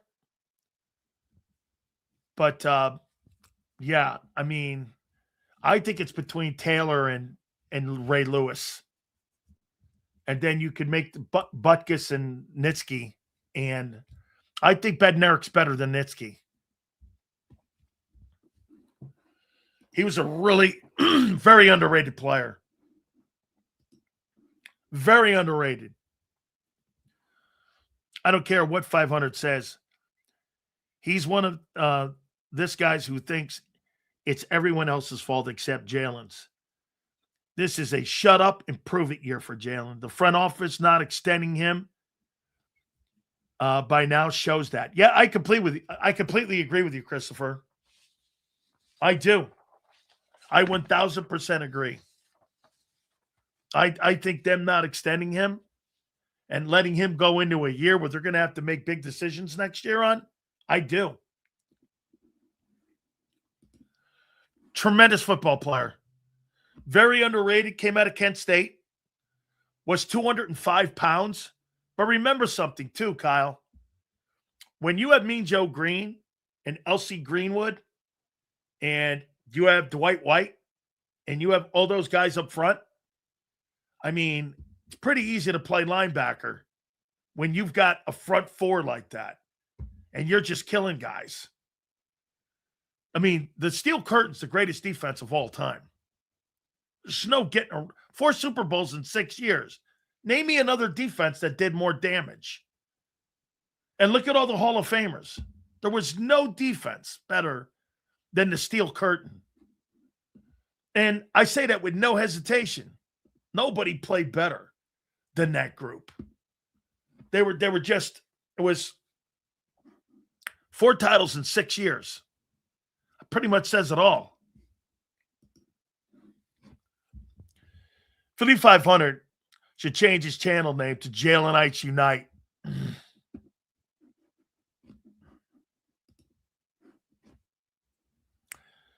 Jack Ham overrated. Damn right from the top. Yeah, I think he's overrated. Unbelievable football player. Frightening guy. Wears cowboy boots and a cowboy hat to this day. Mel Blount. Hey, dude, you want the shit knocked out of you? You play against Mel Blount. That guy put the fear of God in you, man. So let's just look at the Super Bowl 24. See what Kellen Moore did. He knew he couldn't count on the running AJ and Smitty alone, so he also included John Dotson in the game plan. That's coaching. Yeah, Dotson did pretty well. I don't know really what Jihaad Dotson is going to do. I think he's in Miami. Hey, Hurts haters, time to wipe your ass and leave your mom's basement. Go find a job. Don't be upset because everyone in the league, players and executives included, think your boy had a shitty year. Shouldn't be upset about that, homie. Hey, guy, haters. So every executive in the league and even the players don't make the guy top 50. The average IQ of a Hurts denier is lower than Dak Prescott's Super Bowl appearances. This guy still puts Super Bowl appearances as a quarterback stat. He thinks because if you don't go to a Super Bowl, that Jalen's better than Warren Moon. Can you imagine that? Hey, Reyes, is Warren Moon better than Jalen, or is Jalen better than Warren Moon? Moon's never been to a Super Bowl. Is Jalen better than Warren Moon as a player? This is all you're going to need to know here, how he answers this. Do you think that Jalen Hurts, I didn't ask you that. I asked you who's a better player. Who's a better football player? Warren Moon or Jalen Hurts? There's an art to putting it all. Who's a better football player? Simple question. Who's a better player? Warren Moon or Jalen Hurts? Who's a better player? Can't you answer a question? Who's a better player? Jim Plunkett is more accomplished than Hurts. Who's a better player? Jalen Hurts or Warren Moon?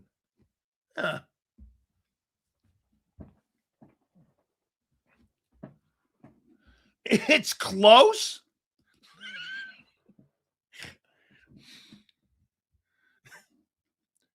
Hold on. Who's a better player? Compare Warren's passing stats to Hurts at this. Who's a better talent? I don't care if it's year one. He won't answer the question. Warren Moon is by far a better ball player. That's all you need to know. It's a different league. Oh my God. The 80s are different than the 26s, dude. Okay. Jalen Hurts is a better football player than Warren Moon. Nobody in their right mind would say that. Nobody. Dude, Warren Moon threw for 70,000 yards in his career. 70,000. Oh, my God. Dude, I will not be going to that guy for a long time. The more you go to that, the more you dummy your brains. Sills Reyes is attention deficit disorder. He's leaning, hey, Pickin, could you imagine Warren Moon in today's NFL? He'd throw for 10,000 yards a year, not getting hit. In today's NFL, he would throw for 10,000 yards. Actually, it's not been that today. Obviously, because you only hear 2% of 4 hours. That's nowhere where we were today. That's okay, Darlene. You hear what you want to hear. Should get the shit out of your ears. Sills, just so you're aware, I have every angle one of your Jalen Hurts takes noted. When he goes off this year, he's never gone off. He's never gone off. Like ever. Gone off? What's going off? 3,500 yards? 20 touchdowns? When he goes off? When he goes off. Oh, I can't wait. Sills, I think Mayfield is going to bet on himself. It's funny, they started negotiating today, as a matter of fact. They started negotiating. And Baker wants $55 million. And boy, I'll tell you, 3 years, 55, that's going to be a lot. And I don't know. I don't know. $55 million for a guy who's 31. You want to sign him to a 3-year deal? And he was hurt last year. Says, why doesn't the Philly media unify and basically say, fuck the embargo and cover the hard-nosed topics in unison or together? They can't ban or remove credentials from every single journalist. I'm not going to shit on that, but basically you work for the Eagles when you do this right here. When they're telling you not to release your stories, you work for them so they can get out ahead of everything. You know why they do this? And I've been part of it a little bit when I was with the Buccaneers. They'd call you in and they would give you a story and they would give you some intel, but don't say anything until next Tuesday. You know why? They want to get their social media teams ready. They want to get any backlash on some of the comments. And they want to contact the national guys like Jeremy Fowler, Adam Schefter, and they want to control the narrative. And get it. Look, it's not just the Philadelphia Eagle thing anymore. The NFL does that all 32 teams. They do that all 32 teams. So, Seals, if you were picking a quarterback for your team, would you take Matthew Stafford, Jared Stafford, or Matthew Goff? Are you combining both guys?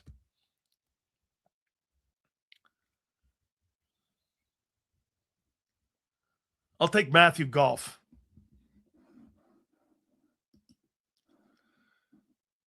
Oh, Jesus. Warren Moon also did those stats when defensive backs could be so much more physical with receivers and still put up 70K in his career. Jalen Hurts is better than Warren Moon. That's a new one. I don't give a shit if you put it in stone, guy.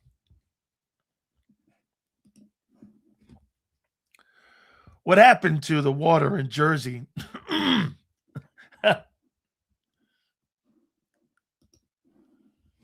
Twist, dude, Warren was like 50 years ago. How would you?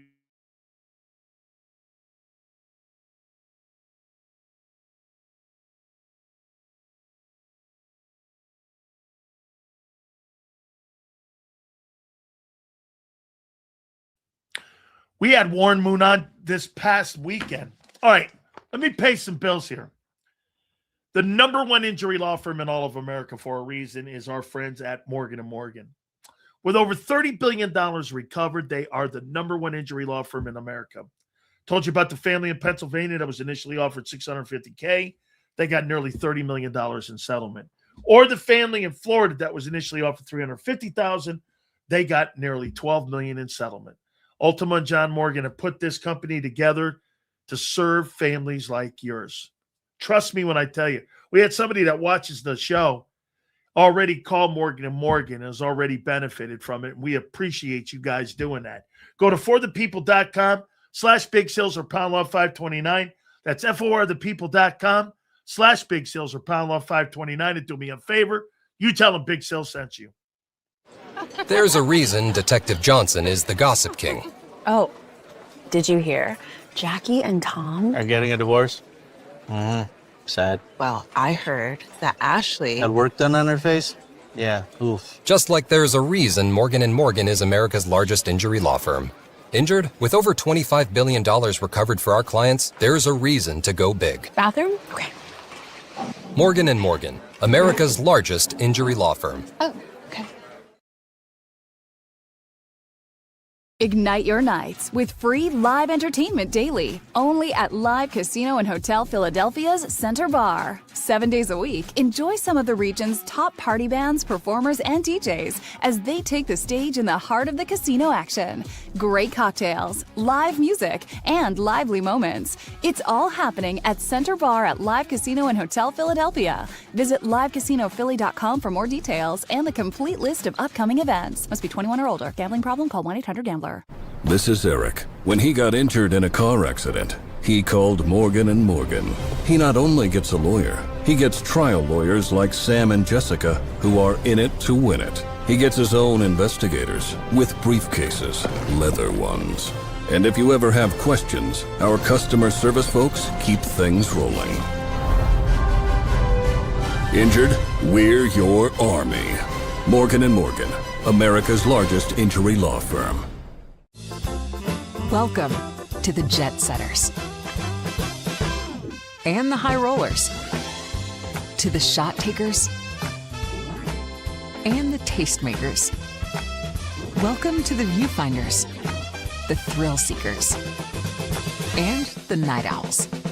Welcome to everything you could possibly want on one 5-mile island. Welcome to the Wildwoods. Book your stay today. In our hometown, we all look out for each other. We go the extra mile to lend a helping hand. Thank you.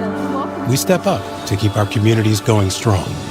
And at Independence Blue Cross, we're here to keep you going strong. We've been deeply rooted in our communities for more than 85 years. And that connection to members has earned us our spot as the #1 health insurer in the region. So while you look out for your neighbors, know IBX is always looking out for you.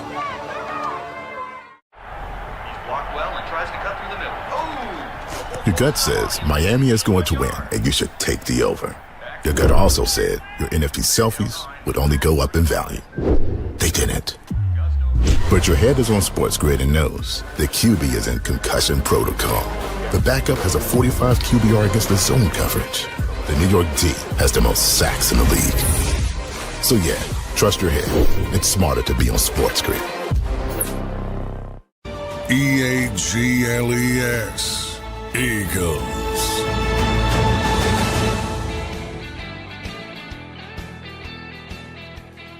I can't wait for this year, dude. I just can't wait. I got to tell you, sleeper teams, for me, keep an eye on the Vikings. I think the Vikings have a great roster. If Kyler Murray can do anything in that, they won 9 games last year with that shitty quarterbacking. I like Zander's pick, the Saints. I think the Saints could do something. I think Carolina's improving a lot. They've done some good things. It's going to be interesting to see what the Commanders are. If the Bears can hold up, the Falcons, the Bengals. I don't know what the Ravens are going to be like. And the Steelers with Mike McCarthy in with Aaron Rodgers, that'll be interesting. I'll tell you another team. I'll tell you my 2 teams. Colts and Vikings. Keep an eye on those two teams. The Colts and the Vikings this year. Yeah, you're right. He didn't go off in the first Super Bowl, or he didn't go off against. No, we were talking about a season. Bro, he's not played great in the playoffs, except, dude, he played really good in the Super Bowl, the first one, and also in the NFC Championship game. I thought he was okay in the last Super Bowl that he won the MVP. I thought the defensive guys were better, but he was good. Bro, whatever. He's never been exceptional for – you think 3,200 yards is exceptional? I mean, what are you talking? Here. I mean, here, this is what you think is exceptional.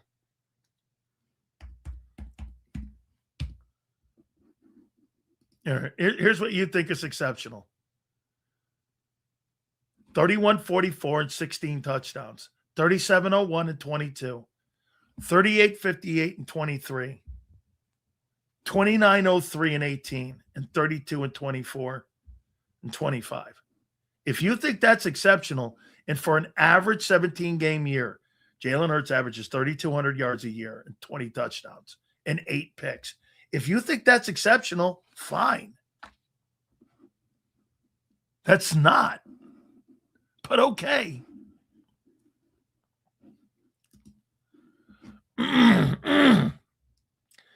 Jamar Gibbs' agent wants him to sit out for a new contract.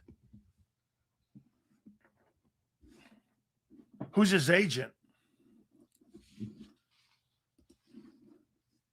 Jamar Gibbs' agent.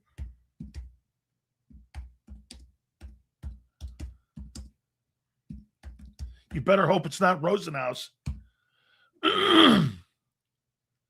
It's Todd France from Athletes First. And Ryan Williams.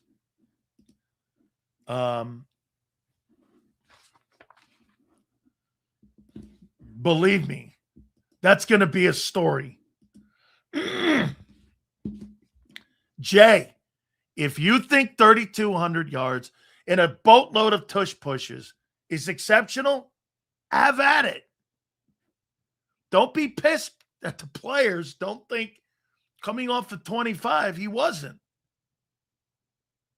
And executives don't. I don't know why you're upset with that. I didn't say that.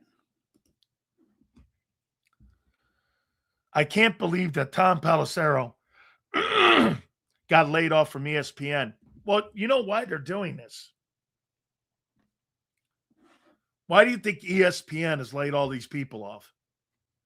They've got the Super Bowl this year. And they've got to offset for live programming. And so they've got to fire all these people because they're going to have more live programming.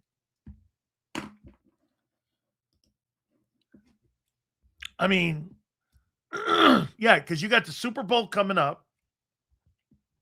They've got to dump all those NFL Network guys. If the Chargers O-line, here's this guy. Then why doesn't he have an extension? Why are they doing all this? Why did they tell Nicole Lynn, we don't want to give you a contract extension if he's so exceptional? Jay, answer that question. They told them no at the combines on a contract extension. Why did they tell him no if he's so exceptional that we're not interested? Why did they do that? Yes, game day is a moneymaker. It's a huge moneymaker. Okay? A huge moneymaker. Because he came off a bad season, which he wasn't completely to blame for that. You've admitted that yourself. So if they know that he's coming off of a bad season and it wasn't his fault, they still wouldn't extend him based on what he did? So they based not giving him a contract off of one season? Is that what you're saying, Jay? So let me get this right, Jay. You're saying this. The reason they didn't extend him, not for all the great shit that he did, but because of one season of bad football a year ago, that's why they didn't extend him. Is that right? So they based his time off of 1 year and not the things he's accomplished, and that's why they didn't give him a contract extension? Is that your reasoning? All the things that you chronicle and put out there, Super Bowls, wins, and all that. Hold on. They based it off of, no. Would you give someone a max contract if he just didn't perform, or would you allow them to prove it again? Prove it again? You just got through saying he's done all these exceptional things. So this is based off of 1 year. They're not extending him because he had a bad year. Is that what you're saying? Bro, you're not very smart.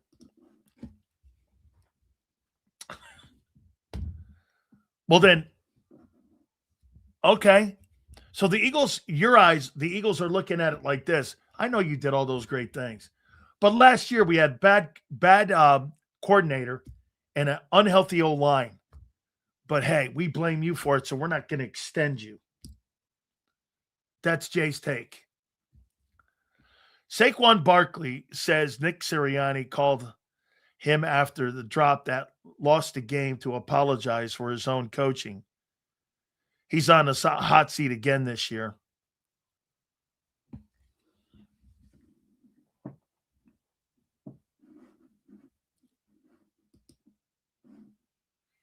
Seals, what's your opinion of Hurts' year with Brian Johnson? I think that was the last year he looked like a competent passer. What I would say to you is, I wish they had brought Brian back.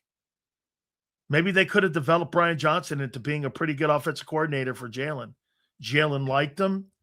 They needed to take care of the interceptions better and the turnovers, but they just bailed on him because they needed an scapegoat. Ryan Clark, Cam Newton got fired is the best thing for platforms like this. All these people are going to their own platforms. ESPN in 10 years will be the Dollar Tree. ESPN is already that. Dude, there's no shows on that network outside of Game Day, McAfee, PTI that are worth the shit. The rest of them suck. And the live programming. The rest of them stink. Seals, Jalen Hurts has thrown for 18,000 total yards, and Warren Moon has 70,000 yards. Hurts will be lucky if he has 35,000 yards at the end of his career. 50% of Moon's career numbers. Yeah, in an era that he didn't throw the ball.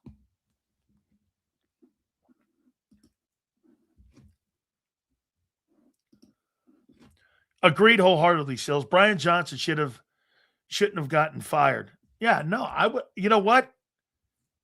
Jalen showed more success. That really was the defense that ended up taking a dump. That was more the D, man.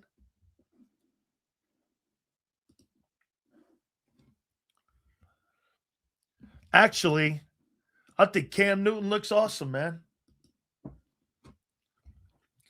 I respectfully disagree. If you bring back Brian, they don't run the ball. If they don't run the ball in 24, they don't win the Super Bowl. Well, maybe if you bring Brian back, you could have had a quarterback that had been working on the passing game, and you would have gone to the run game in 24 and more prominently in the run game. But then when it was needed in 25, you would have been developing a passing game.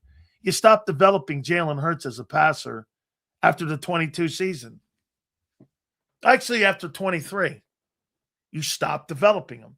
24, you didn't. 25, you didn't.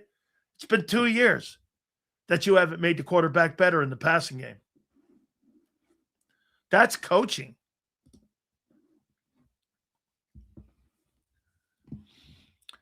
It's weird how some coaches never get a chance. Bieniemy being a head coach, DeFilippo being a head coach, Brian Johnson 1 year being average, never again. I never thought Eric Bieniemy was a good coach. If he was such a good coach, how come he never got a job? Like, ever. Let me guess. Because he's black? Well, that's not the case. Black coordinators are hired all the time. Black coaches are hired. It wasn't Eric Bieniemy thing. It was Eric Bieniemy not being great. He had a job with UCLA. He bombed there. He had a couple other jobs. I think he was in Washington. He wasn't very good there. I mean, I don't really think he was good.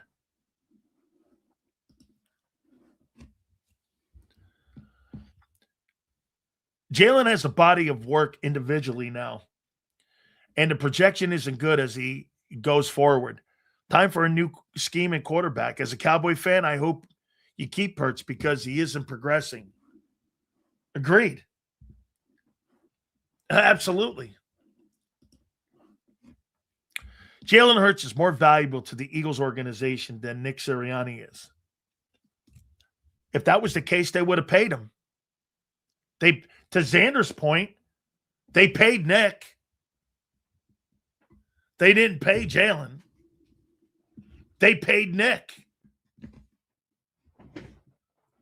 They didn't pay Jalen. Let's see here.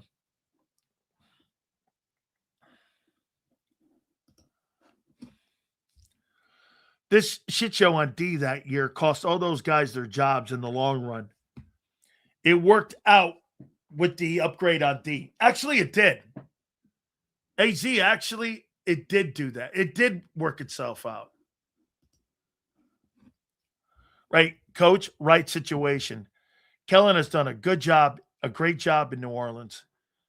No doubt he could win in Arizona. I'll tell you this, man. I think Kellen Moore is doing a hell of a job down there. Look at what he did last year with that. And by the way, if I'm not mistaken, that football team a year ago, I think they were the worst team with salary cap issues. I mean, just an absolute train wreck. And here's what his guys did, and I think it's pretty impressive.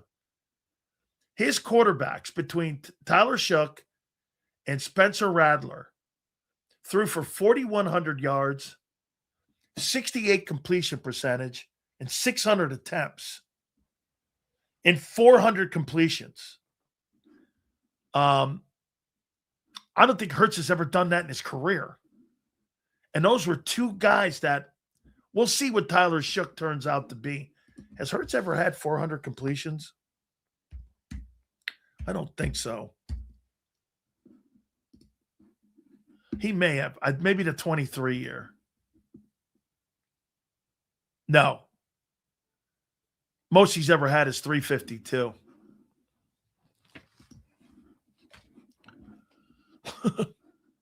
like the 1 year here where he had 361 attempts. Shit, last year, Matthew Stafford had 475 completions.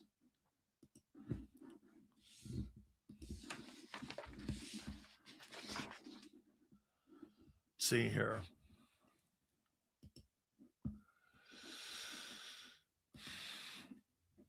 That's a good sign for them.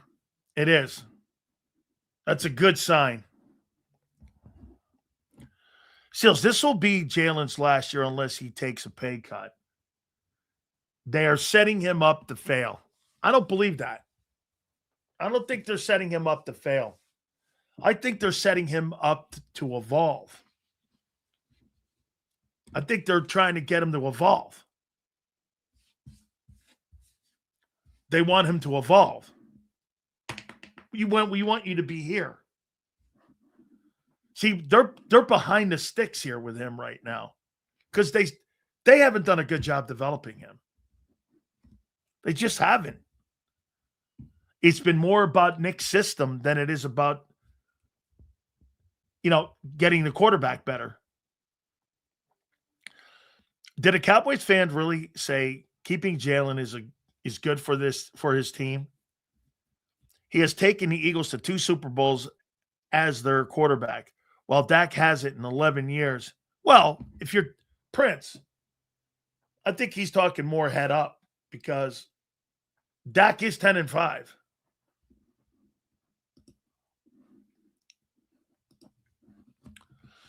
So sometimes I look at these players as freshmen in college. When they first get drafted, sometimes it takes 2 or 3 years before you really see the player take off.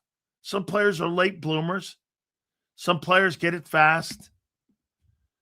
Nakobe Dean, I was tough on first couple of years. He turned out to be a good player for sure.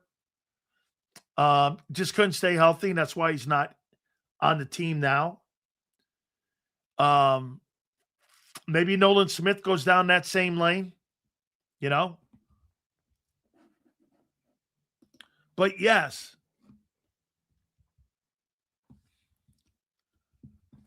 Here's look at this guy. They want him to go to his 3rd Super Bowl, not have the number 1 ranked offense. These people that say this are not watching what the team has done. It makes no sense. You're not watching what they're doing. We had an offensive coordinator yesterday on the program tell you that all the personnel changes that you've made and added directly contradicts that. What to tell you guys? I'm just saying, for a quarterback who sucks, he is accomplished. No question. Let's see. Prince, don't let him lie to you. He's got 1 more win against us with Jalen. Think it's Jalen is 2-3. Dak Prescott's 10-5. What's Dak's record versus the Eagles? Dak's record versus the Eagles. 10-5. What's the lie? What's the lie? A lot of analysts laughed at Kellen Moore when he shook in the draft. Eventually, he saw something in him. He sure did, man. I was like, Tyler shook? What the fuck is that?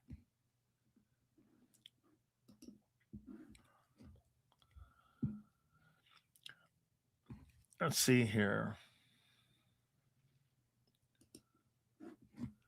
Jalen Hurts could win another Super Bowl and people would still question whether he should be the quarterback. Well, you'll have that question coming up. If Jalen goes for 3,200 yards, 20 touchdowns, and 6 picks, and he gets to the NFC title game, that'll be a huge question on whether or not the Eagles give him $63 million. It will be. Remember something. Sean McVay had the balls to do something that the Eagles haven't done. They moved off of Goff, and Goff got to a Super Bowl. Goff won the NFC. Goff won a Super Bowl, or got to a Super Bowl. And McVay said, I needed somebody better. And he went and traded for Matthew Stafford.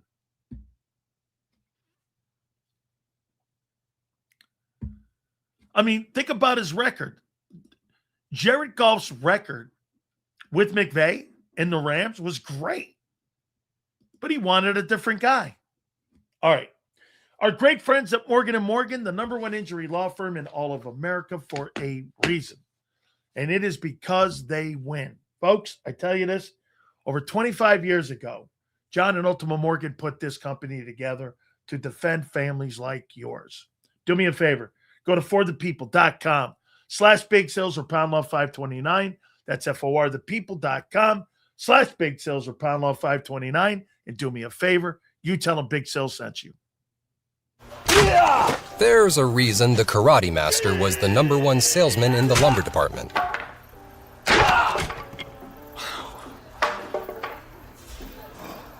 Karate. Just like there's a reason Morgan & Morgan is America's largest injury law firm. Injured? With over $25 billion recovered for our clients, there's a reason to go big. Morgan & Morgan, America's largest injury law firm. Ignite your nights with free live entertainment daily, only at Live Casino and Hotel Philadelphia's Center Bar. 7 days a week, enjoy some of the region's top party bands, performers, and DJs as they take the stage in the heart of the casino action.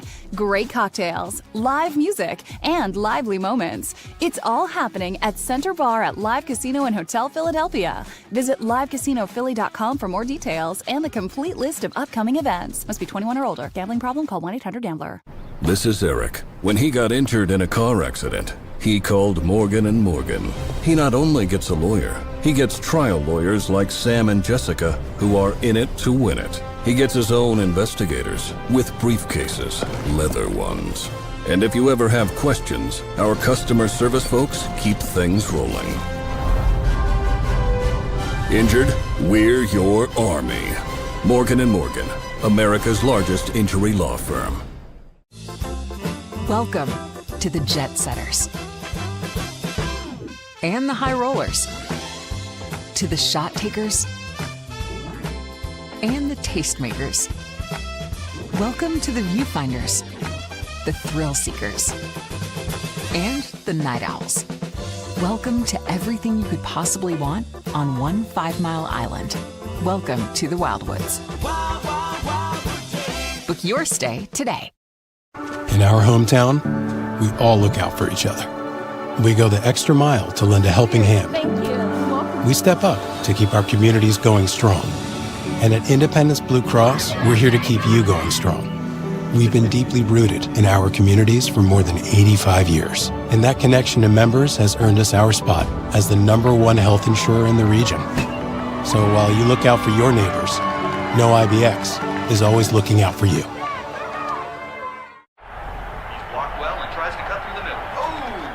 Your gut says Miami is going to win, and you should take the over.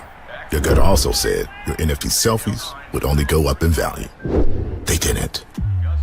But your head is on Sports Grid and knows the QB is in concussion protocol. The backup has a 45 QBR against the zone coverage. The New York D has the most sacks in the league. So yeah, trust your head. It's smarter to be on Sports Grid. EAGLES. Eagles.